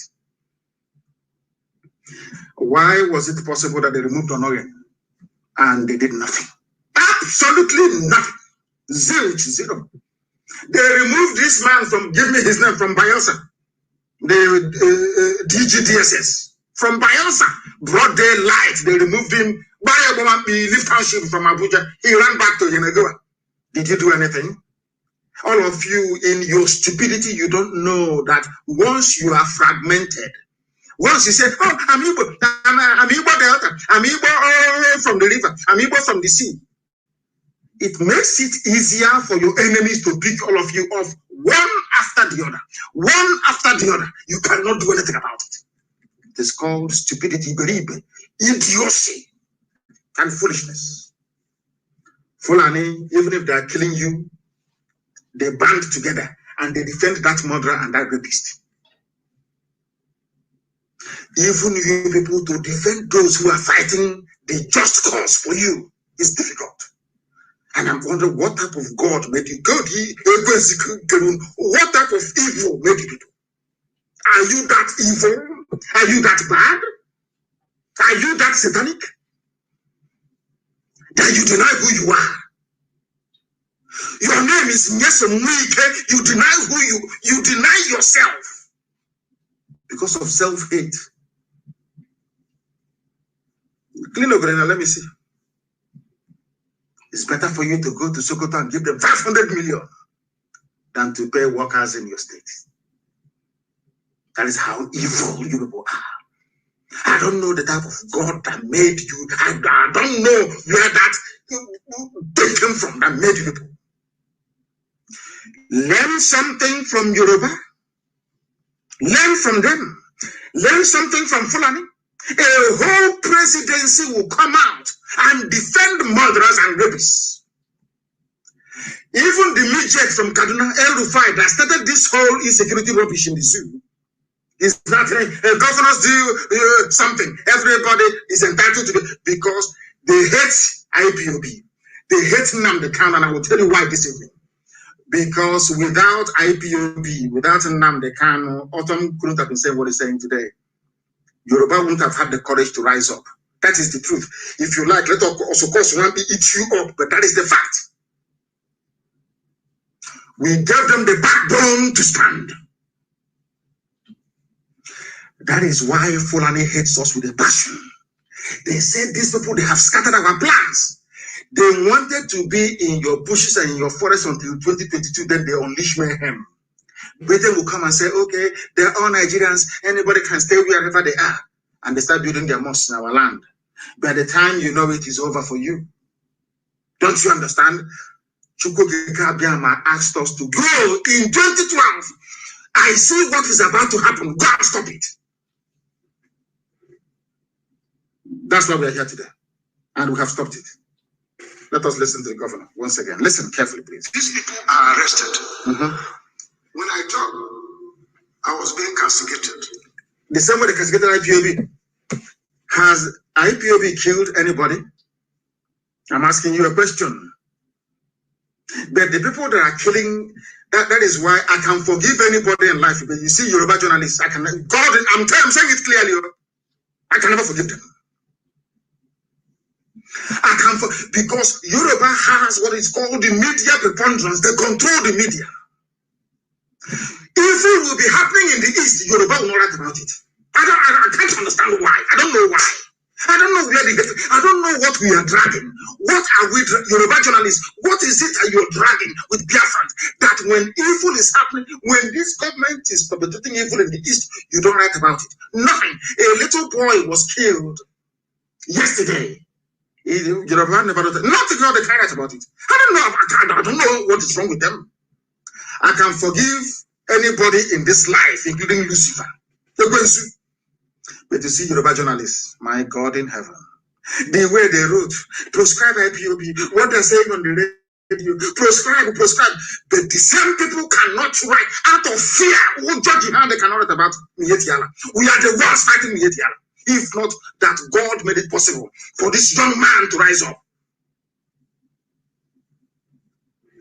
We are the ones fighting Mietiala. And that is why the coming of the young man made it possible for the world to now say that, yes, IPOB are not the only mad people there, or maybe there are madness elsewhere. Then they started to investigate. They now realize that Fulani is the problem. Now you see it. People committing rape and murder, they are part of the presidency. Obiano stood up and stupidly, idiotically opened his mouth and said, they are part of my government. But the same Obiano asked the army to kill his own people, IPOB, young people at Mbo. I don't know how people want to, sometimes I explain this, I'm thinking people don't quite understand what we are saying. Is it that you don't understand what I'm saying or what? This is a governor. They always castigate you because once you speak the truth in Nigeria, they castigate you. They call you all sorts of names. They want to ridicule you. They want to make you look irrelevant. They never knew they were going to meet IPOB. You were not going anywhere. The harder they come, the harder they fall. We keep marching. They never knew that would come. They thought somehow he would be like a Waswike, give him a few pounds there. He will start building hotels. He will start pricing cement, molding block. That's what they thought. Some said, oh, he's looking for fame. He wants attention. I kept laughing at the idiots. And I will say to the men around me that they don't know who we are. They have no clue who we are. They don't know why we were born. They thought we were born to start all this primitive accumulation of wealth, like hungry people. I'm not hungry. I never grew up in a hungry home. I had everything. My father sent me abroad to go and study. So I can't, when I look at all these idiots, I feel sorry for them. Small money given to you to fight for the freedom of your people is building hotels and hostel. Poverty. Oh dear me. We have suffered the IPOB, I'm telling you. We had to fight rejection even amongst our own people, those you're saving. For many years, we overcame that. We now went outside to preach this very gospel. Today it is resonating everywhere, even with the governor of Benue. Listen. Nothing bad that was not said against me. I am this and that. But the reality is here. It is not just happening to Benue State today. It is happening to the entire country. Why is the federal government being silent about this Fulani men? When will the federal government come out? What did Autumn say, Governor Autumn? Fulani men. Facebook. Fulani men. That is a governor in Nigeria. Not an Igbo man. Not a Biafran. These are the people that fought the war against Biafra. He's saying Fulani men. And Igbo Efulefu. Are you listening? Do you see how the government is defending their own people? And not that they're defending them to maybe go to school or do what. No. Everything they do is in your face. One Fulani IG goes, another Fulani IG comes in. In your face, it's called Korokoro. You'll be seeing it. You cannot do anything. Because you spent very many years selling yourselves down the drain. You now have no face to stand up and to say, what you're doing is wrong. Because if they give you 2,000 naira data, you claim you're an intellectual, that's what I call it. Intellectual, that's what I call it. When an intellectual, they don't go to writing rubbish, writing nonsense. After writing garbage, they give you 2,000 naira. He gave grandma to give you 2,000 naira a week to buy data. Ah, dear me. Yoruba, they proscribed IPOB. But when they want to write about rapists and murderers, they say, whatever it's called. And you want me to forgive such people? I can never forgive them. One of the setbacks of Nigeria is Yoruba journalism. I say it openly. Yoruba journalism is evil and wicked. Evil and wicked. Unless that thing affects a Yoruba person, they will never write about it. Never, ever. The height of wickedness. I don't know if they want all of us, Biafrans, to be wiped off from the face of the earth so they can share our land with the Fulani. I have no idea. Yoruba journalism, I don't know what got into them. Very evil and wicked people.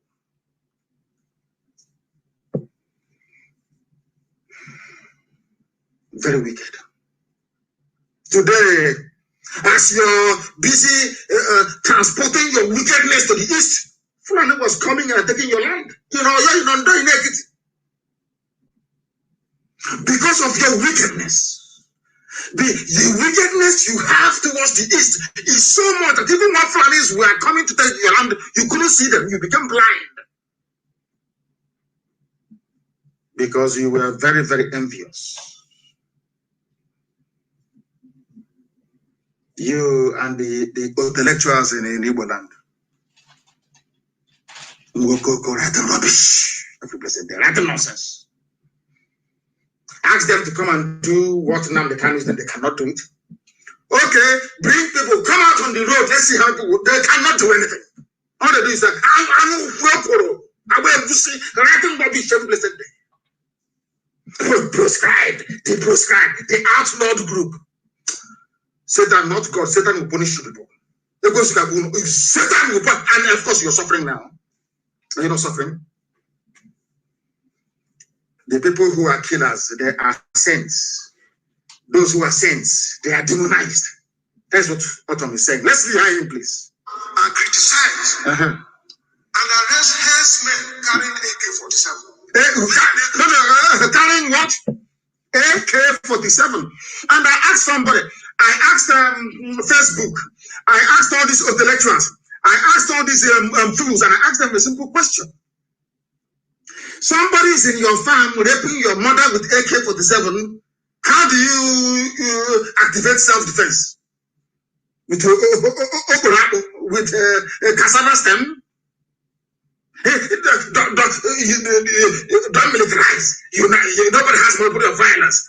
But the violent man is raping my mother in the farm. How do I stop him from raping my mother? You cannot answer me. He has AK-47. Please answer that question, please. I'm begging you. Do you see how foolish people are in the zoo? That's why I call Nigeria a zoo. I say it's not an insult. It's for you to wake up to see how idiotic your reasoning is. Somebody is raping my mother in the farm, cutting my sister into pieces, taking my land and destroying crops, and asking you a simple question: how do I defend myself? He has AK-47. You say I should go and protest. I should write to EU. I have written to EU, no reply. I came out to protest. The same Fulani in the army and police will shoot me dead. What do you expect me to do? What do you expect me to do under such circumstance? It's a simple question that they cannot answer me. Nobody. If you go to editors' offices, be it this day in Abuja or the Tribune, they are shaking. Once they see Al-Haji, they start shaking. Once they hear about IPOB, everybody close wings. They prescribed. They prescribed. What did IPOB do that you prescribed IPOB? Because Fulani and Britain told them the only obstacle to your march to the sea, you see the east. That is where your problem lies, not the west. It's the east. Subdue them. Subdue them, arrest them, kill them. Britain said we are here. Nobody will hear your case in ICC. It's Britain that is defending Fulani. Britain is defending them.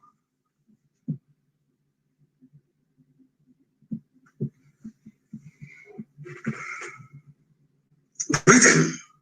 Nothing will happen. Go to the east. Once you go to the east and you get them, then the west will fall. They never knew how resilient we were. That very day they came to kill me and I survived. That assassination was the day their plans ended. They knew they were in trouble. They knew it. They of course, now. The native doctor doing jazz for them told them that that's the end of you.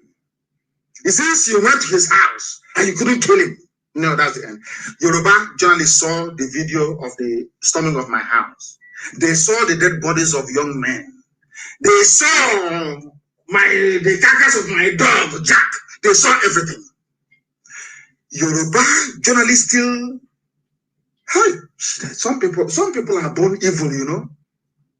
They still talk about IPOB as a proscribed group, people you came to kill. After killing them, you went back and you tagged them terrorists, whereas you are the terrorist.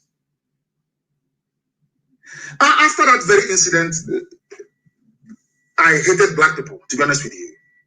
That was the day I knew that black people are poor all over the world because of our wickedness. That is a particular brand of wickedness in a black man that you cannot fathom. I say it in Yoruba journalists. Yoruba journalists are evil, beyond evil. Evil. Look at the way they're serenading their own. They're selling him, marketing him their own because it's their own.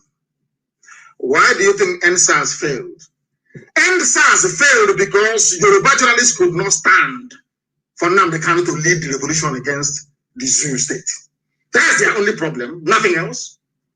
After all, Endsars was almost dead until I went on air to start gingering people, or people started phoning in. Isn't it? Am I lying? But instead of Yoruba journalists to say, allow this man to lead this revolution. Oh, no, he's an Igbo man, no, Biafran, no. We don't want him. Both you, they said no. Instead of Nnamdi Kanu to lead Endsars and finish Nigeria, bring Nigeria down, it's better for all of us to be suffering.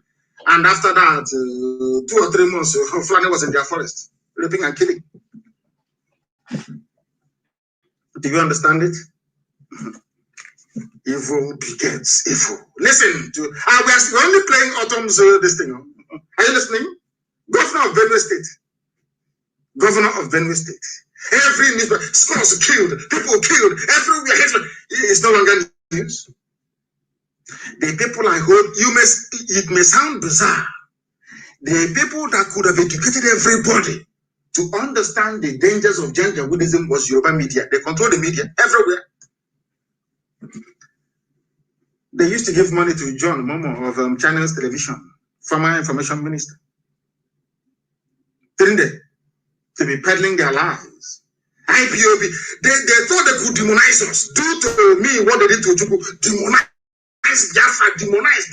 Nobody ever knew Ojukwu went to Abuja to go and negotiate restructuring. Nobody knew. He's a rebel, secessionist. And I kept asking them, secede from who? From what? We were here before the white man came. Are you mad? Yoruba journalists, repent. Yoruba journalists, you people are the problem of, you people are gave Fulani Mietiana the impetus to be doing what I do. Because you failed to publish the truth. You failed to tell people the truth. That is a fact. Let us go out and proceed. Are we second citizens in this country? He's asking governor. What gives Fulani man superior to any other person? And you know, Fulani man, a governor, Fulani man, he's calling them Fulani people. They are nothing. They are not particularly bright. They are not highly educated. The only thing is that Britain chose them. Because Britain will never choose a bright race. Never, ever, ever. I would have read in England. Sorry, in Britain, so to speak. I think it was in Glasgow or thereabout. In Edinburgh, I don't know. Once you're smart, Britain will say no. Britain created Nigeria to make it possible for them to control Africa. They thought the idiots they were growing would control Africa, and through those fools, Britain cannot control Africa, but it failed woefully. Because they know that Fulani cannot do anything. They are not. Are they bright? You're bright, and in the 21st century, you're moving cattle from place to place like a deranged lunatic. Unbelievable. Unbelievable. I have spoken grammar like some people. Deranged lunatic, the same sentence. And I said, hey, intellectual. That's how they write. You think they have something upstairs? Nothing. Empty. Moving cattle from place to place like demented monsters.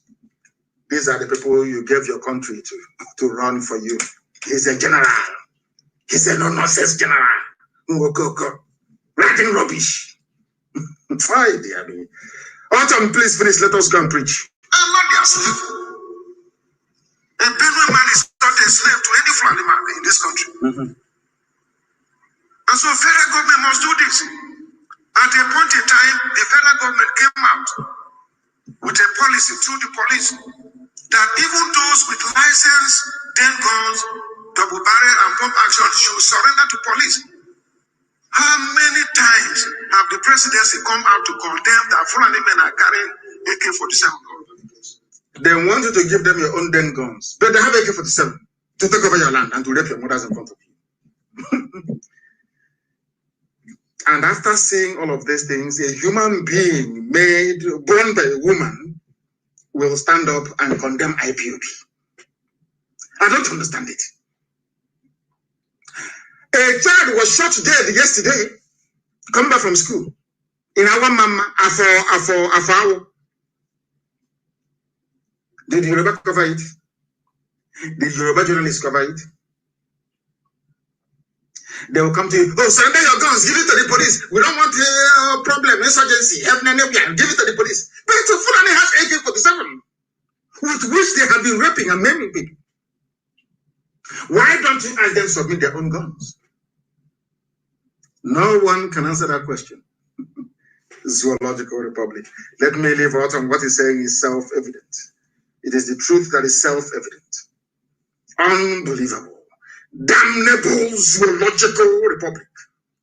They never ever speak the truth.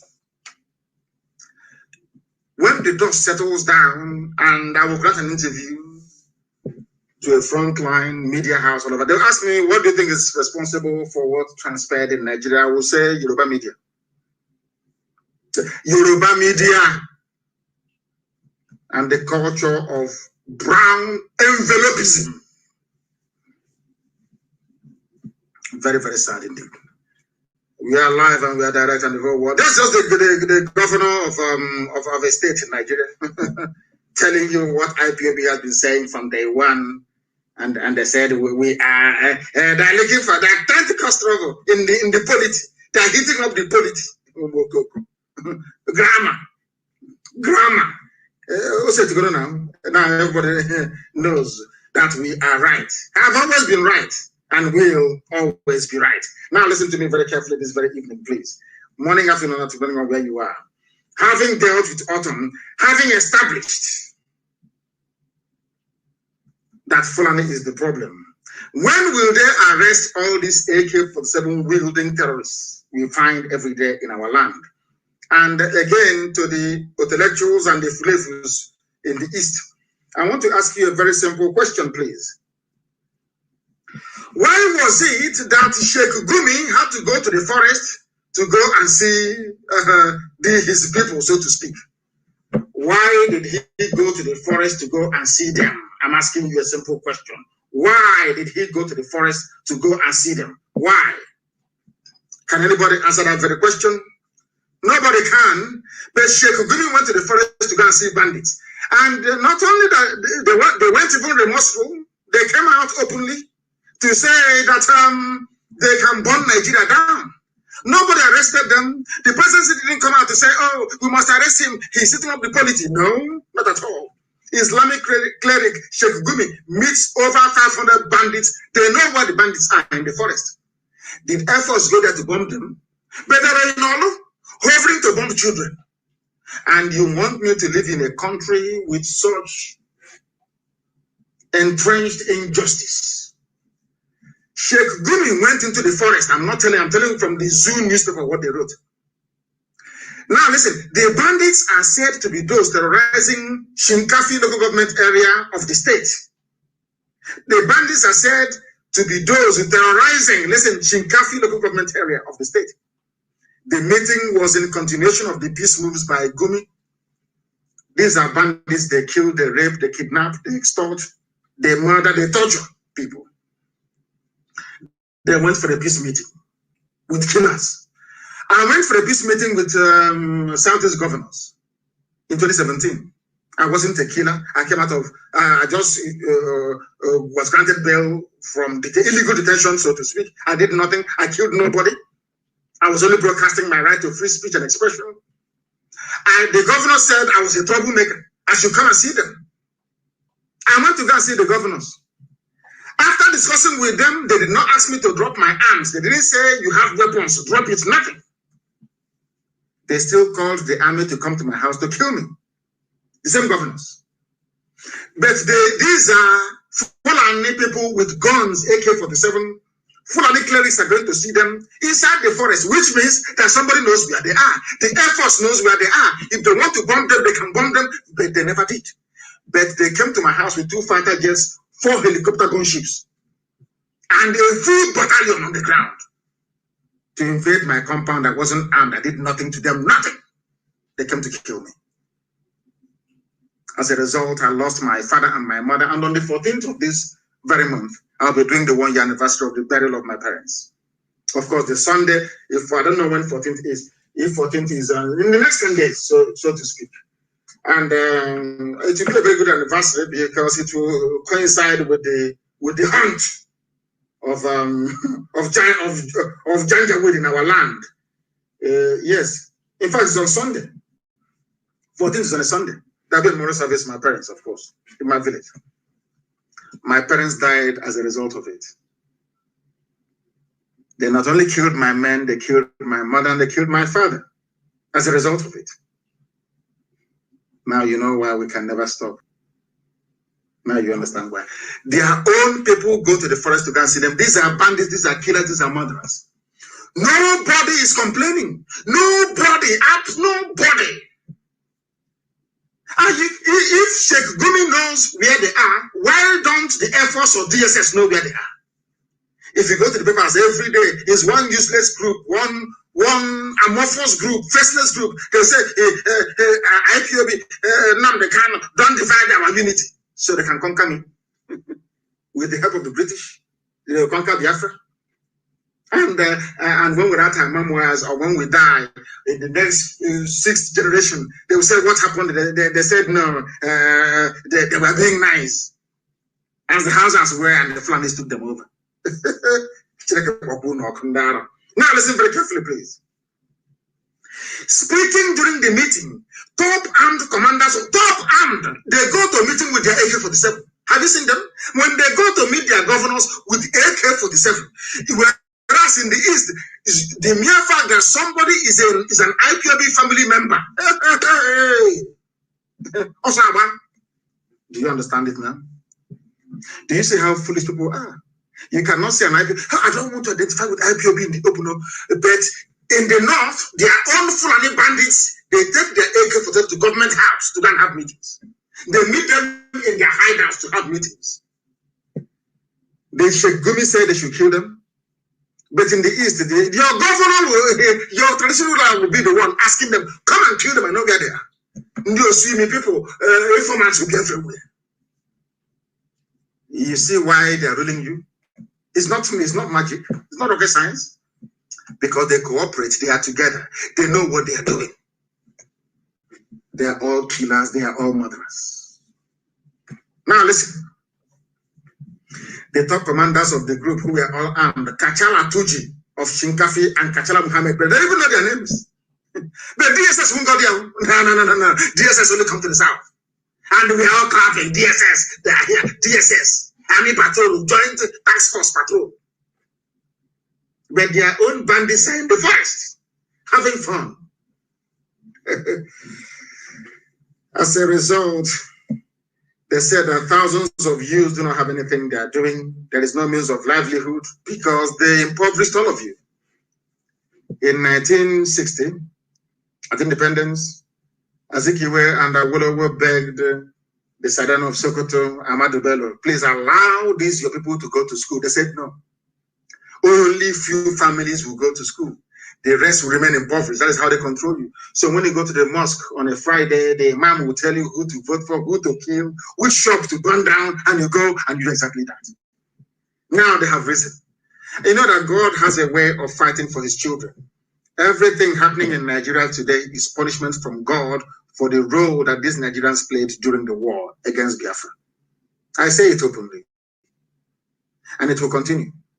It will continue until exactly 5.5 million people will die in Nigeria for what they did to Biafrans, because we did nothing to them.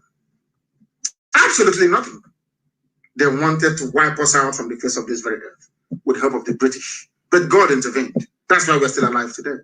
If not, our race will no longer exist. That was when they planted, they sowed the seeds of division in us. Somebody from Ahaba will say, I'm not Igbo. You're from Onitsha. In Delta, you say you're not Igbo. Huh? Hey, I don't know what type of God made us, And now we are suffering, isn't it? Ask yourself, why was it that the entire East couldn't raise up a security network until we came? They couldn't do it.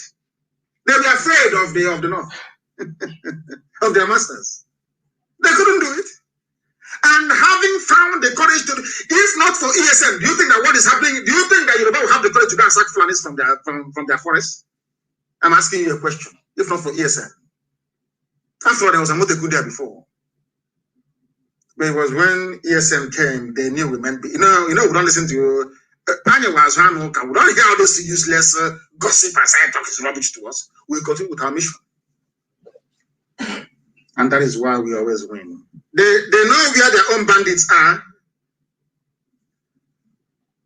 but they cannot bomb them. But they come with the helicopter to bomb them. And yesterday they killed a boy there. And of course, vengeance is coming. After all, you will come and you will hear it in the same vicinity. Because if you kill us, we will revenge. You don't know that? It will happen now. You hear the story. It was everything that we've been talking about all the time. Not everything we talk about. They know where the bandits are, but in the southeast, the zoo soldiers went to Olu to kill members of Eastern Security Network who are protecting the villages against Fulani headsmen. Have you heard of such rubbish before? No, of course, only in the zoo. Only in the zoo. Only in the zoo. Zoological Republic. And the people don't know the mess they're in. I want to read you a story that is very, very sad. I'm telling you. The decomposing body of kidnapped Edo prince was found. I'll tell you his story. The decomposing body of Atlanta-based Prince Elonio Dennis Abuda who was kidnapped in Edo on January 30th, 2021, has been discovered in the forest. Who killed him? Fulani. A top security chief who spoke in confidence authoritatively confirmed the discovery. He came from Atlanta in Georgia in America. Now he's dead. Why is he dead? Because he's a Nigerian. Do you hear that somebody went from America to Cameroon, went from America to Ghana, went from America to Benin Republic, went from America to Liberia, and was kidnapped and killed? He's only in the zoo. And somebody will wake up tomorrow morning and tell you, let us work for unity of one Nigeria. Very sad indeed. He's dead, he's gone. Who killed him? Fulani kidnappers and headsmen along Bini Expressway. ESN can go there to clear them, but once we go there, they say, oh, they want to expand. They want to replicate the march to Lagos of 1967. We don't want them here. But Fulanis are there killing you and raping you. So when that time they used to tell you that, oh, you are different. You are Midwest. You are Bendel. You are God knows what the South. All Fulani was doing is to divide you, keep dividing you. They divide you to conquer you. That was something that Britain taught them. And British military intelligence officers are in Abuja right now. I'm speaking to you, advising them on how to conquer you. British intelligence are in Abuja right now, telling Fulani how to conquer you. Because Britain feels that if they conquer all of us, the oil will be more or less, if they were taking 100 barrels for free before, they start taking 200 barrels. You don't know that? It's the conquest of the intelligent by the unintelligent. That's what they do. That is what they have to do, and if you don't take time to look around you. Look at what the Yoruba newspapers are doing for their people. Compare that with BBC. Look at BBC. Rejoicing that I was removed from Facebook. BBC, they were rejoicing.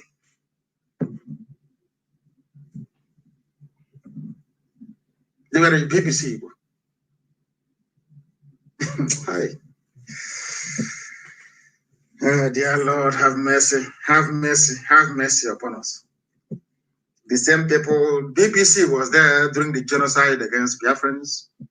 At the end of that very encounter, we lost 5.5 million people. The second worst genocide in the history of man, only behind the Jewish Holocaust in Europe. It was swept under the carpet. No commission of inquiry, no international investigation, nothing. BBC made sure that nothing of that sort happened. I don't know. People are discussing all over the place that Fulanis were being given eviction order by Governor Akeredolu and others to leave the state. He asked them to leave the forest. He didn't ask Fulanis to leave Yoruba land. No, it is those murderers in the forest to leave. But you have people now who are busy protecting them, who are busy covering for them, saying no governor has the power to evict other ethnic group from the state. And I ask you, are Igbo people living in Kanu, are they living in the forest? Are Yoruba people living in Bauchi, are they living inside the forest? And by the way, isn't open grazing banned in the zoo? I read one of them saying, give us money to buy land. You know, there are some debates they have in the zoo that makes you wonder if they're human beings at all. Are you sure they're human beings in the zoo? Of course, they're zoo animals. And that's what gets some of them, that is what actually gets them to become very, very upset with us. Do you know what frightens, well, not what, do you know what pains me about Fulani and Nigerians? Is that Nigerians are very docile, they're very cowardly, they're very foolish, and they're very, very reticent. Now listen to this. exercise firm action against anarchy. El Rufai of Kaduna State. The same, people are so funny, The same El Rufai that brought Fulani bandits from the Sahel and assembled them inside Kaduna State. The same man that told you that he paid them money to stop killing, that he went to their houses in Niger Republic and gave them money to stop. This Nigerian, these people they call, are your brains working at home? This is the man that brought this insurgency. Him, the midget, El Rufai. Because Britain assured them that they are there, nothing will happen. Go take any land, go to TV land, take the whole of Benue, nothing will happen. Britain assured them. It was this midget, this idiot, that brought insecurity, insurgency, and banditry into Nigeria. Now, having firmly planted their people in every forest in the south, they are now telling you, every governor take action. Look at this idiot talking. Is he the president of the zoo? Of course he is now. He should come out openly so I can curse him and he will die. They're all dead, all of them. I will curse him. He let him come out and say he's the head of the cabal now ruling the zoo. Some of you are so daft anyway and very naive. I saw Buhari. I went to see Buhari. Which Buhari did you see? Which one did you see? Where is Aisha? Where is Aisha Buhari? I'm asking all of you. The zoo people. Where is your so-called first lady? Where is she? Because she's not an Igbo woman. If it were to be Patience Jonathan now, Yoruba media will have a field day. They will write and write and write. But when it comes to friends, they are cowards. Timid cowards. Pussycat. They run away. They are cowards. They are cowards before Fulani. Look at the way they took Patience Jonathan to task when she was in office. They were writing about Patience every day, making mockery of her. Where is Aisha today? She's having a good time with her boyfriend in Dubai. All of you dimwits are busy foolishly writing your junk as always. I feel sorry for you people. The man that brought insurgency has the temerity to tell you, against the backdrop of ethnic tension arising from headsmen and indigent crisis in the southern part of the country, Governor Nasser El Rufai of Kaduna State has called on governors and leaders at all levels to step in. Step into what? This was what I told you that Britain had in mind. IPOB stopped them. Only IPOB. And at the end, only IPOB would take the credit. We will not share it to anybody. It was us that stopped Fulani from taking the whole of Nigeria over. IPOB, the same people were proscribed, outlawed. We are the ones that saved you. And your sorry asses, all of you. Do you see what El Rufai is saying? As I told you before, that was what I wanted to do in 2022. When they launched that all-out attack, ethnic nationalities will resist. And Britain will step in and say, let's calm everything down. Calm it down, please. The tension is too much. But meanwhile, those of you that have taken land and settled in the Ebonyi State, stay there. Those in Abia, stay there. Those in Enugu, stay there. Anambra, stay there. Everybody in Delta, stay where you are. In Bayelsa, stay where you are. That will now become the new boundary. They will say, after all, you are in Sabongeri. And let me make it very clear this evening, every Biafran living in the north, you better come back home. Allow me to repeat very clearly and tell the people who are there, every Biafran in the northern part of the zoo, you better come back home. They are using you people to blackmail us. They say, you have people in Kanu, you have people in Kaduna, in Zaria. We are not going to stop. Anything that happens to you in the north is your business. If they're going to twist your brain to be against your own freedom, let me assure you that you're not going to succeed. You won't succeed. The hotels, the buildings that you have in the north is secure. After all, I think Abubakar has a property or properties or string of properties in Dubai. Dubai is not part of the zoo called Nigeria. Buratai has properties in Dubai. Are you listening to me? Are you listening to me? You must come back home. If you remain in the north, they're going to kill you. They will use the resistance that we're putting up back home to kill you in the north. I know some of you say, well, we're going to stay our business and all that nonsense. That's what I have to say to you. Because Biafra will have the biggest economy in the whole of Africa in a matter of years. Come back home. If you stay in the north, they're going to kill you and use us as the reason why they did it. That's what they want to do. Can't you see that's what their governors are planning? To start killing people in the north. They say after all, Fulanis are being killed in the south. They won't tell you that these are Fulani bandits, terrorists, murderers, rapists, and killers. They won't tell you that. They say Fulanis are being killed. And BBC is there, don't forget. BBC is there to carry this news for them. Don't forget that British government will be there, as always, to go to UN and tell them that, oh, Fulanis are suffering. Hey, they are suffering. They are being killed. That's what Britain is going to do. If you don't know, let me tell you. So be very, very careful. Every made a broadcast on Wednesday where he urged leaders to exercise firm action.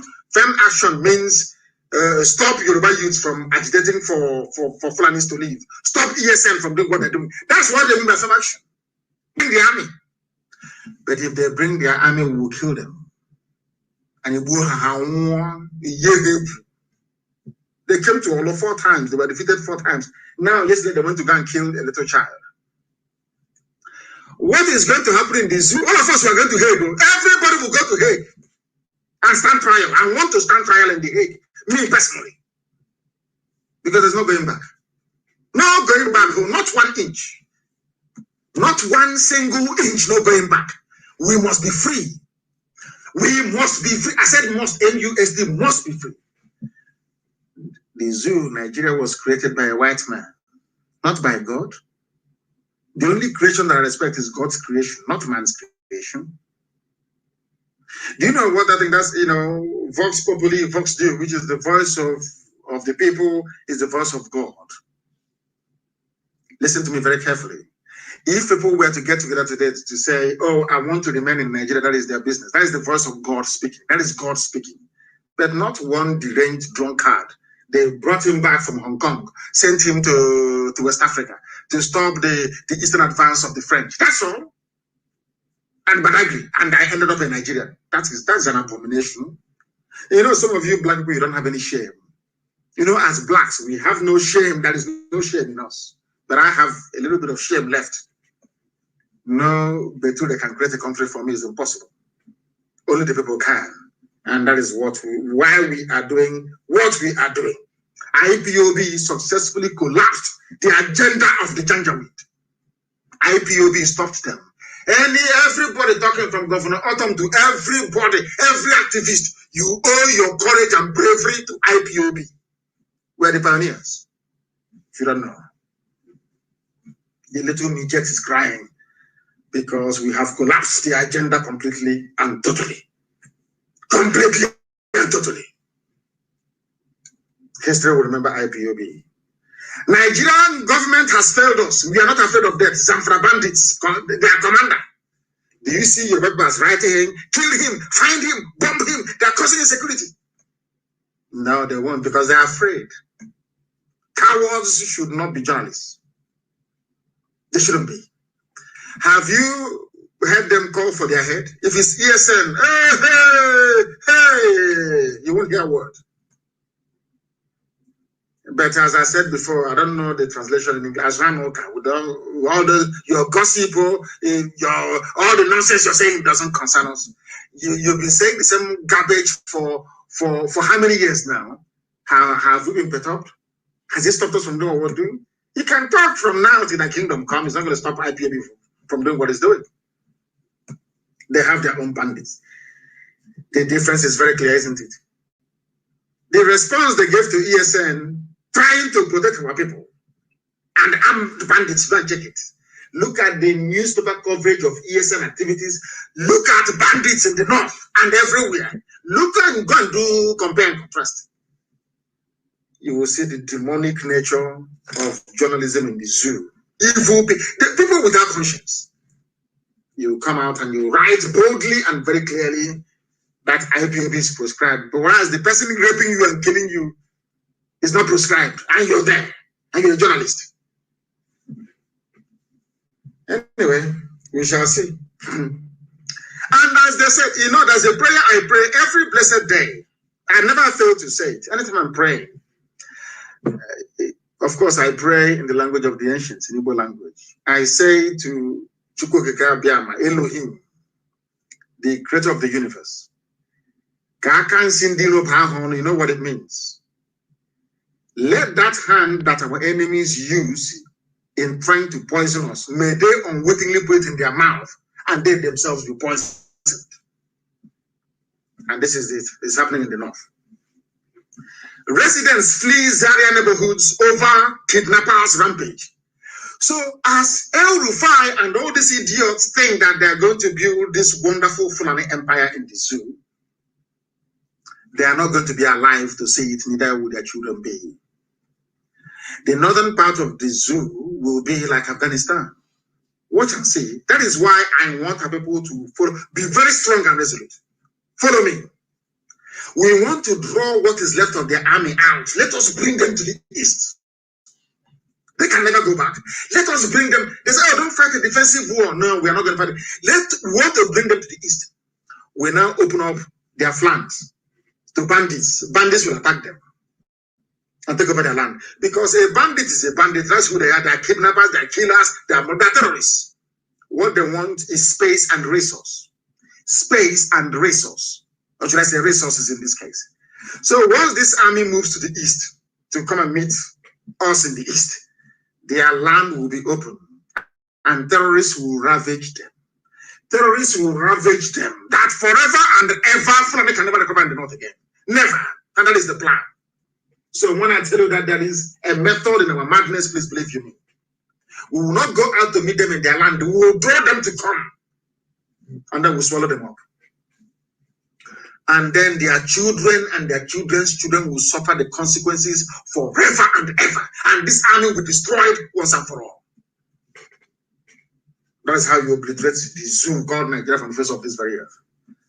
They cannot fight on the ground. Now we know the only place they can fight is in the air. They will go like cowards, the cowards they are, they drop bomb and they run away. That's what they're going to do. Because on the ground, we have defeated them on the ground. We have defeated them completely. They know they engage us on the ground, they will die. They understand that very well. The only option they have is to go to the air and be dropping bombs and disappearing. So be very, very careful. Residents are now fleeing in Zaria. In Zaria, their own Zaria. This is El Rufai's Zaria. You know, this idiot cannot remove the log in his own eye. He wants to remove this tiny speck of wood in the people's eye in the south. He has bandits terrorizing his own neighborhood in Zaria in Kaduna State, but his concern are the murderers and the killers in your own forest in your backyard. What does that tell you about these people? What does that tell you about these people? Now you understand it very well. This is my simple prayer. God, that thing that they did was doing to them today. Look at them in the ancient city of Zaria. There are rising cases of violent abductions of residents. They brought killers to come and kill us in the south and take over our land. Now the killers are taking their lives in Zaria, in Katsina. What they brought upon themselves, all because they wanted power. All because they wanted to answer and heir to the rightful heir to the throne of Ottoman Danfodio. That's all. And this idiot who called El Rufai thinks after Buhari is him that will dip the Quran in the Atlantic. You don't know it's a race for them. Some of you, the lecturers in the South, you don't know this. You don't know that they're in competition. Who will history remember as the man that actually dipped the Quran in the Atlantic? That's the race they're all running, if you don't know. That is why they will never, ever condemn banditry.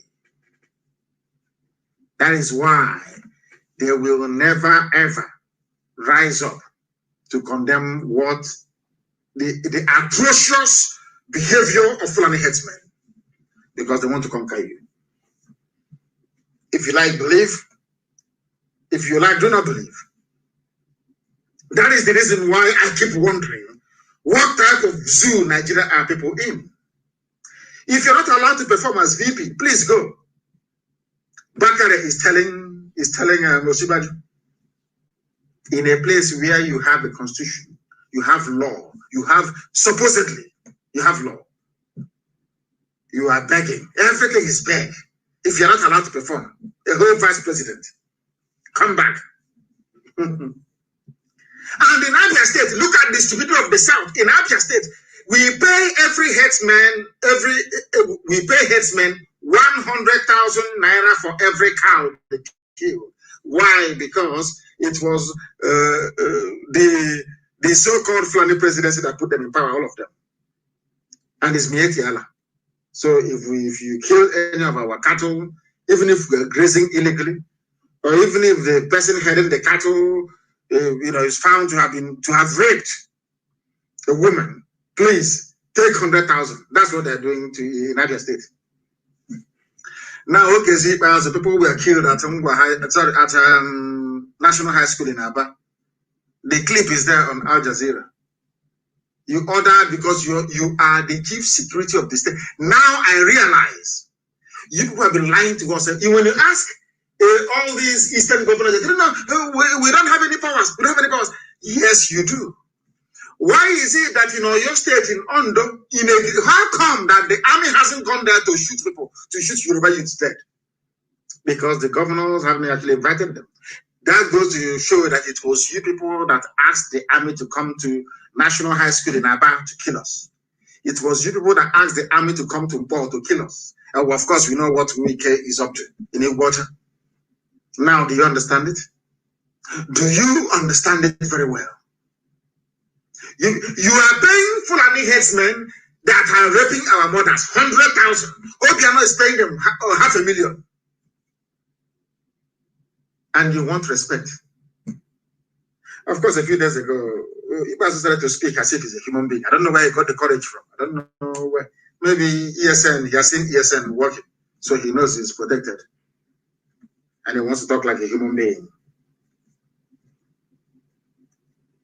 Very, very sad indeed. This is live and direct. The time now is 7 minutes to 8 p.m. in the blessed land of Biafra, and the same number of minutes to the top of the hour, regardless of where you are. 7 minutes to the top of the hour. That tells that we are live and we are direct, and the whole world is listening.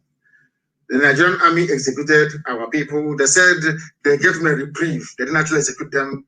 We want them to produce the 6 boys so they can say something to the world, so that we can know that they are alive. We need to know that they are alive. Please, very, very important, because nobody in their right senses, can believe anything that comes out of the mouth of the Zoological Republic, especially their army. There is one fool called MC Asuzu. He said he's a lecturer somewhere. He's a modern day version of Ipob Yasika, the same University of Ibadan. That's where they groom proper Igbo saboteurs. Konkwan is University of Ibadan. That's where they groom them. There is this man at the University of Ibadan. His name is MC Asuzu. He wrote something about keeping Nigeria one. I don't want to go through all the nonsensical garbage the idiot was writing. He claims he's a lecturer, he's a librarian somewhere.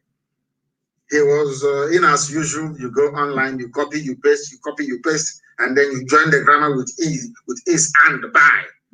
And therefore, you jumble everything together. You're intellectual. He wrote absolute garbage here. And from the nonsense he's writing, he's trying to tell the world that I want to tell you, he's an Igbo man, Igbo, IGBO, Konkwan. He's in the University of Ibadan, the modern day Ipob Yasika. I love when people write this disparagingly about me. I love it. I love to read it because it amuses me a lot. And it reminds me that I shouldn't fail. That's why I read it. That's why I love it. It reminds me as to why we cannot fail. That is why you need opposition and criticism. It keeps you on your toes all the time. It makes you conscious and aware of how many people that want you to fail. And when you think about it, you become energized. Now listen. After this man must have finished writing his junk, he's an Igbo man, complete and useless Igbo man. After writing all his junk, he came, he said, unfortunately, one young man, I am 53 years old, but they call me a young man. because my God loved me so much that he made me as handsome as I am. So of course some of them are jealous. So if we cannot say, give you your dues, because of the way you look, we are going to say you're a young boy, and I love it. May I continue to remain young? You see, I don't know what people actually bother themselves. When people say that young man, I claim it, I say, how in the name of the Most High? When you say that small boy, I love it. That is why I look small every year. Despite the fact that I'm 53 years old, I look very, very young. Because you don't know, it's when people say you're small and you look small, you look young. Please don't let people say you're old. Once they say you're old, you start looking like the hotelier. Unfortunately, this man wrote, one young man in the southeast whose section of the country has been considered by the present federal government as the primary and first target of their envisaged national military conquest allows himself to be fooled. The Hebrew man writing, I allow myself to be fooled into the asshole of that thinking. He's speaking English. This is what a whole Guardian newspaper published. Guardian of all people allowed such words to be used on the publication. Do you know that this man is an intellectual, so to speak? Intellectual, the conqueror, the thinking ones, intellectual in Ibadan. He's writing. So this man is telling us that he doesn't see anything wrong with Fulani in our towns and villages, raping our mothers, building their settlements. He says nothing wrong. He's in Ibadan. And I don't know why bandits and kidnappers cannot go and catch such a person. And they killed that young prince that came back to his hometown all the way from Atlanta in Georgia, USA. When there are food. His name, find this man for me. MC Asuzu. One complete idiot. He said that we are fooled into thinking that the Fulani want to conquer us. He's an intellectual at Ibadan. Hey, Igbo, who did this Igbo self? This your self-hate. You want your people to be conquered. Who did this thing to you? Who am asking you? Who did this to you? You hate anyway. People who can rise up one morning and decide to use their grandmother for ritual. I mean, what would they do? Very sad indeed. This man went on to say, maybe he's working for Britain. So he's talking about me. In Guardian newspaper, this is the opinion column. So he organizes a guerrilla warfare outfit and talks a lot of rather very silly and militarily incoherent responses to disorder Buhari military stratagems within a so-called... He has written like one idiot right now. He said, after messing up with words, you call him an intellectual. To us, he is an intellectual. Mad people everywhere. I am simply defending my villages and my towns. I'm defending the East. That's all. He says I'm fighting Buhari. Intellectual in the University of Ibadan, where they groom saboteurs from young. Anybody who went through University of Ibadan is a potential saboteur. Sabo, betrayer, and the traitor. That's why they groom them. This one is there. Maybe he's a librarian or he works in the zoology department. I don't know. He has written. And a security network that was formed to protect our mothers when they go to the farm. A security network formed to drive away illegal terror encampments in our land. Somebody is saying something completely different from our objectives. He's an Igbo man. Maybe he wants to be a minister or maybe a commissioner in your state by betraying your own, by writing rubbish. Now, what Britain will do is they will take it and say, oh, can you see what this man wrote? This MC Asuzu, find his picture, please. This MC Asuzu is an Igbo man. He doesn't believe in what Kanu is doing. He doesn't believe they are all for one Nigeria. That was why he wrote this joke. Does it bother us? Of course not. As I told you before, You know, now Okwabra will lift to Kenya. If you kick frog or a toad, you are giving that toad a lift because it's going to jump anywhere. All these things, they energize us. They infuse us with courage and determination. I never take these things as anything at all because we are determined and very resolute. Either Biafra comes or we all die. It's as simple as that. Some people speculate. They don't even know where I am. They are just speculating to dampen your spirit. They write all junk. They know you're a black person. Once they write something into your spirit to go down. But I thank Elohim for IPOB. Very resolute and determined. These people, history shall remember you people forever and ever. The history of Africa will never be complete without IPOB being mentioned. You people stopped, single-handedly stopped the zoo from being swallowed up by Flaming Janjaweedism. You are immense.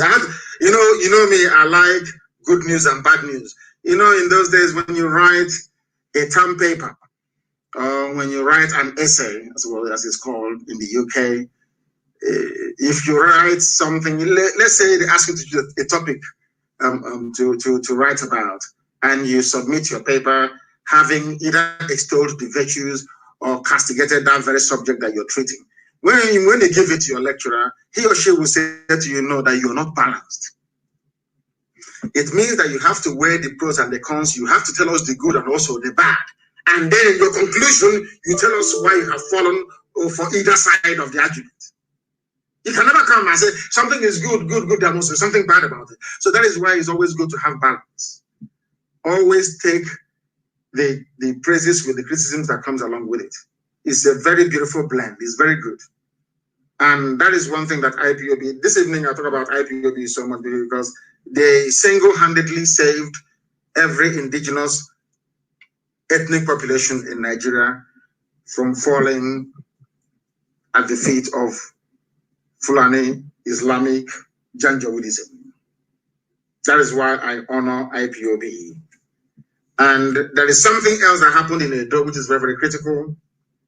And also Bayelsa.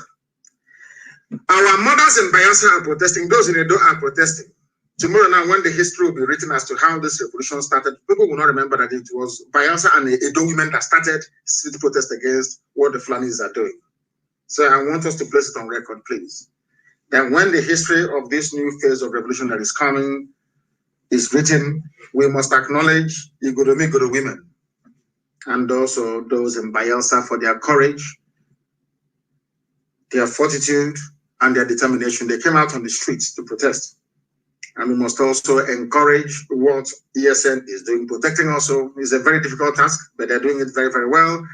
And as we have always known, they will come. The Janjaweed will come with everything, the police, the army, they will try to intimidate.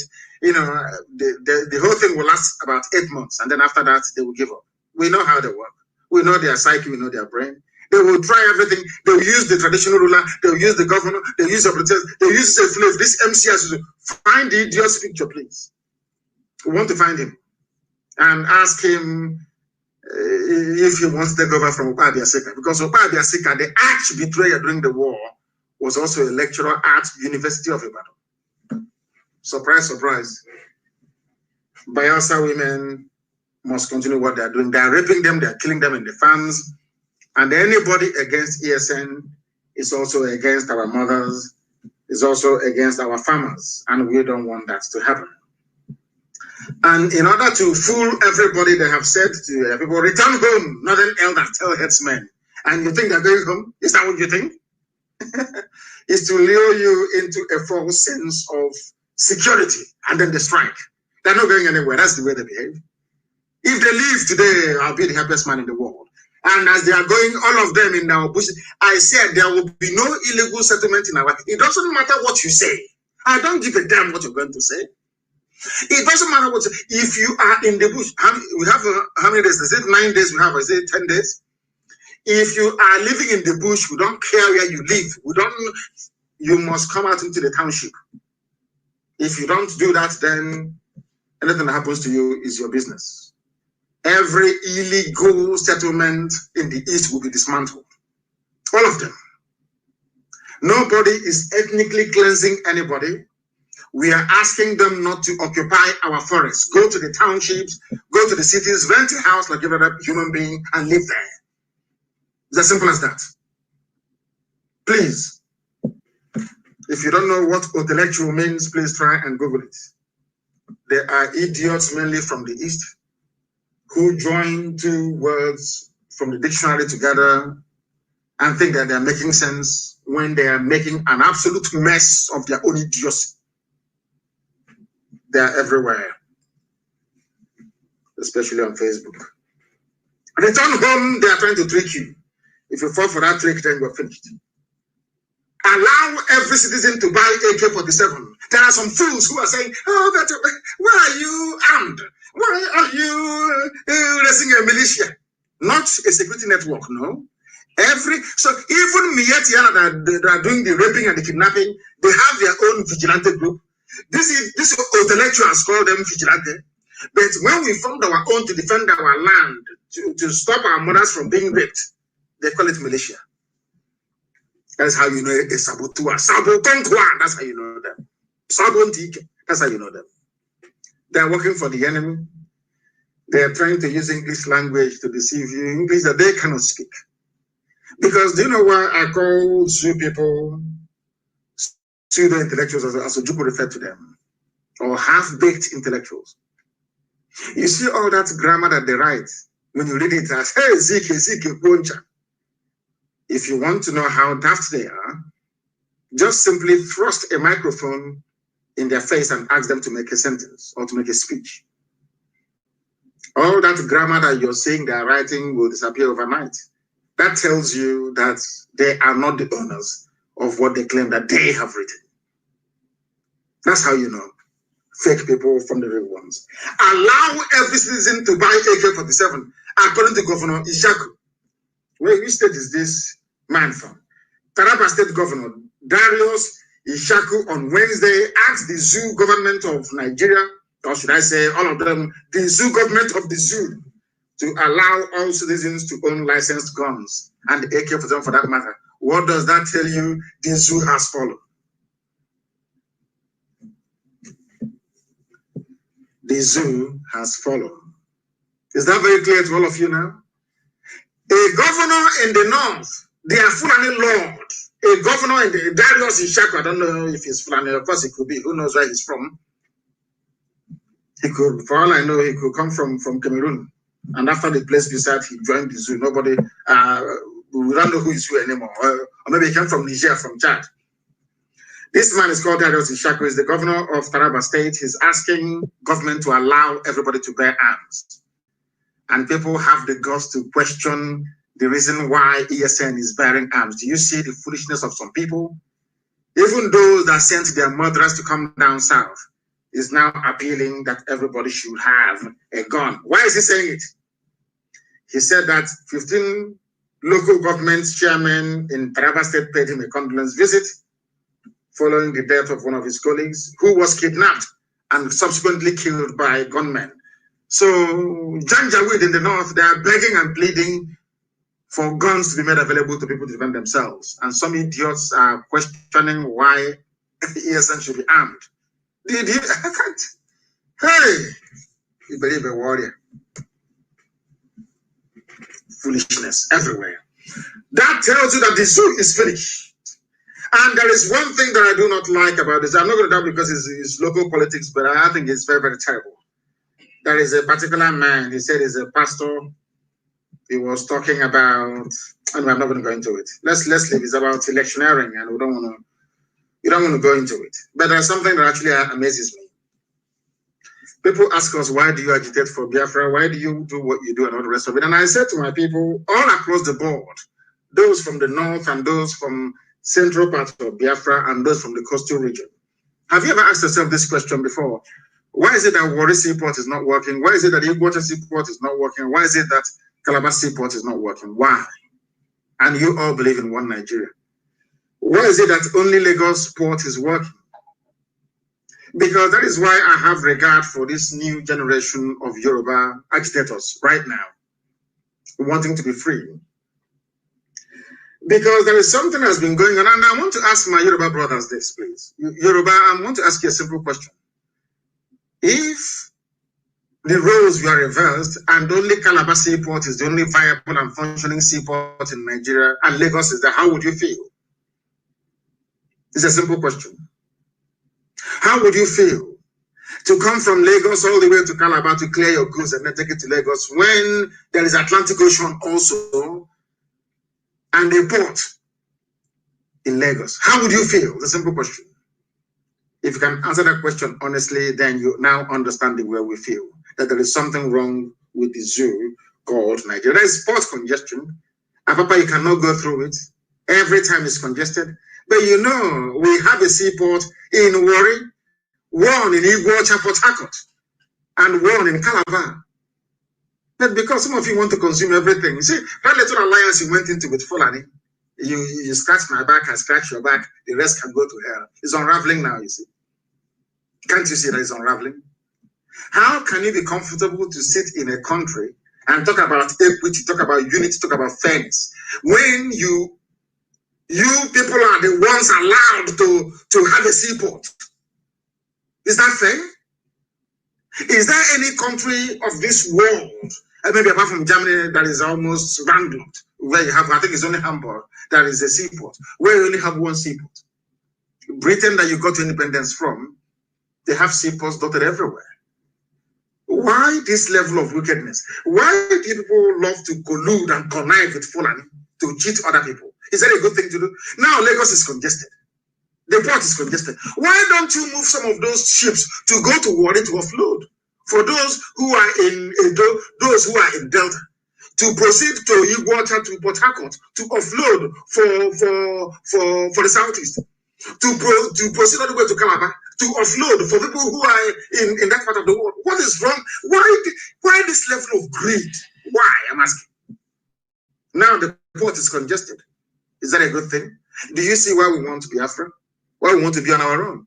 Because there is a level of insincerity and wickedness in Nigeria which I can't tolerate personally. Why should Lagos be the only viable seaport? Why? Answer that question. And I'm sure you can't answer it. You cannot, can you? And when people from the coastal region of Biafra talk about nonsense about Nigeria and other rubbish, I pity them. Stupidity of the highest order. Stupidity of the highest order. Nigeria's unity is a joke, a pathetic, wretched joke. Britain that is supporting you to keep Nigeria one. How many seaports do you have in Britain? Southampton, Liverpool, just name it. It's all, just Google it. It's all over the place. But in order to punish the East, in order to make us prime targets for conquest, everything must go through Lagos. Is that fair? The same ship will offload in Lagos, and the same ship will go to Gabon. Will even go to Cameroon to offload. We'll go to Gabon to offload. Why not stop in Calabar or Port Harcourt, Iguacha or Warri? What is wrong with you people? What type of wickedness is this? Is this the type of country that I'm asking my Yoruba brothers, all of them, everybody, will you be happy if the only viable seaport in the whole of Nigeria were to be in Port Harcourt, in Iguacha? Will you be happy? You now come from Lagos to Iguacha to clear your goods. Will you be happy? Supporting evil is not good, you know. It is not a good thing. I'm saying this thing because I love the Yoruba people. I love the Yoruba race. These that I respect today, they're all Yoruba people. But there is a level of injustice you can't allow to continue. It is evil and it's not good. And that is why we want Biafra. I'm sure that you can understand and relate with that. And somebody said, in continuation of what I'm saying, the insecurity in Nigeria, you should blame the Yoruba people for the emergence of Buhari. It is called political expediency, and I'm very, very happy today that such nonsense will not happen again. That this revolution we're about to embark upon, or we have embarked upon, will continue and survive any effort by Tinubu to try to hit for his own purposes. Come 2023, that we stay very strong and very resolute. remember the generations unborn, and do the best we can to ensure that we leave a future for them that everybody will be proud of. A future of freedom, prosperity, progress, camaraderie, togetherness, and oneness, in truth and in every honesty. That's what we want. Nothing more, nothing less. Kazaure, who's he? He gave an interview. He said that the North knew that Buhari was a spent force. He was idiotic Senator Ibrahim Kazaure. The North knew Buhari lacked the capacity for leadership. They knew it. The North knew that he couldn't lead. This is from the some people. Ibrahim Kazaure. Who put Buhari there and today they're killing us, today they're killing Yoruba people? Was those who were foolish enough to follow Tinubu. Here we are now, and everybody is suffering. Everybody is in pain, and everybody is complaining. And that is why we must bring this whole nonsensical zoological republic to an end, because the more Nigeria lives, the more people are going to die. It is a country of not just wickedness and unbridled thievery. They have taken stealing to a whole new level altogether. None of they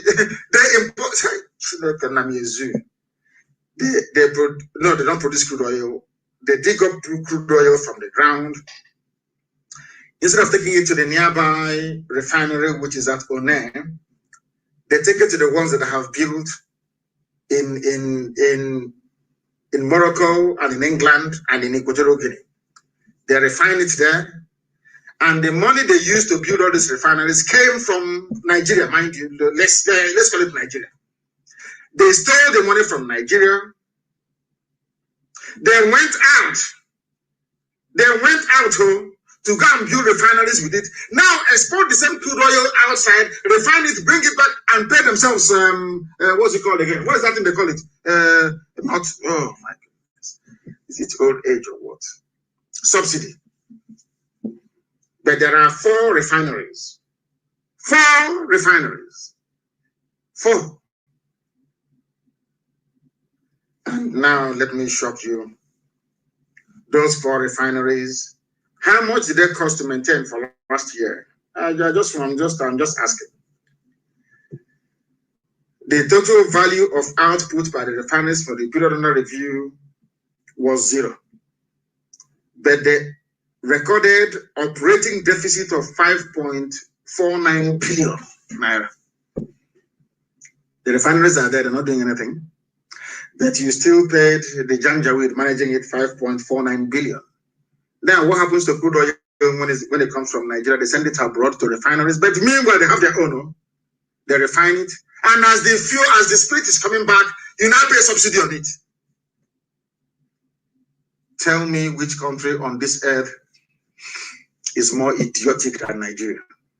That's absolutely not. And on that note, we make every assertion, every claim that the only alternative is freedom for all ethnic nationalities trapped in the damnable zoological republic. And for that very reason, there is no other option than freedom. I thank all of you for listening this very day. Next time we're going to get it right. Next time we're going to try as much as possible to also broadcast via Twitter and also Instagram. But I must thank you all for listening. And for those of you who are going to propagate this very message, I wish you all the very best. We are not going anywhere. ESN is not going anywhere. All the propaganda in this world they can bring to bear on our activities, we are not stopping. If they kill us, we are going to kill them. Many of them. I can assure you of that. Anything they want, we give to them. And with all the love in my heart, from me, from here, on this glorious evening, it is good evening.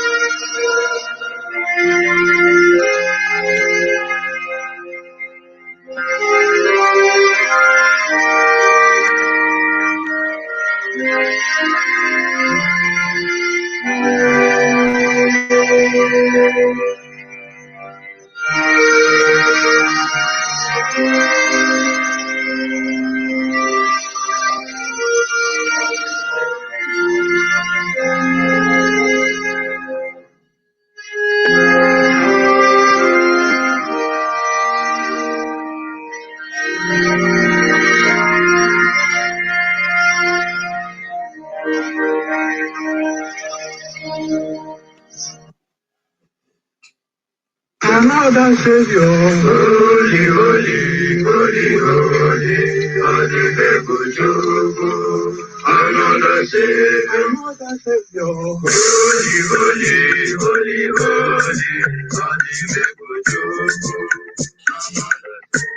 well, this is for BM.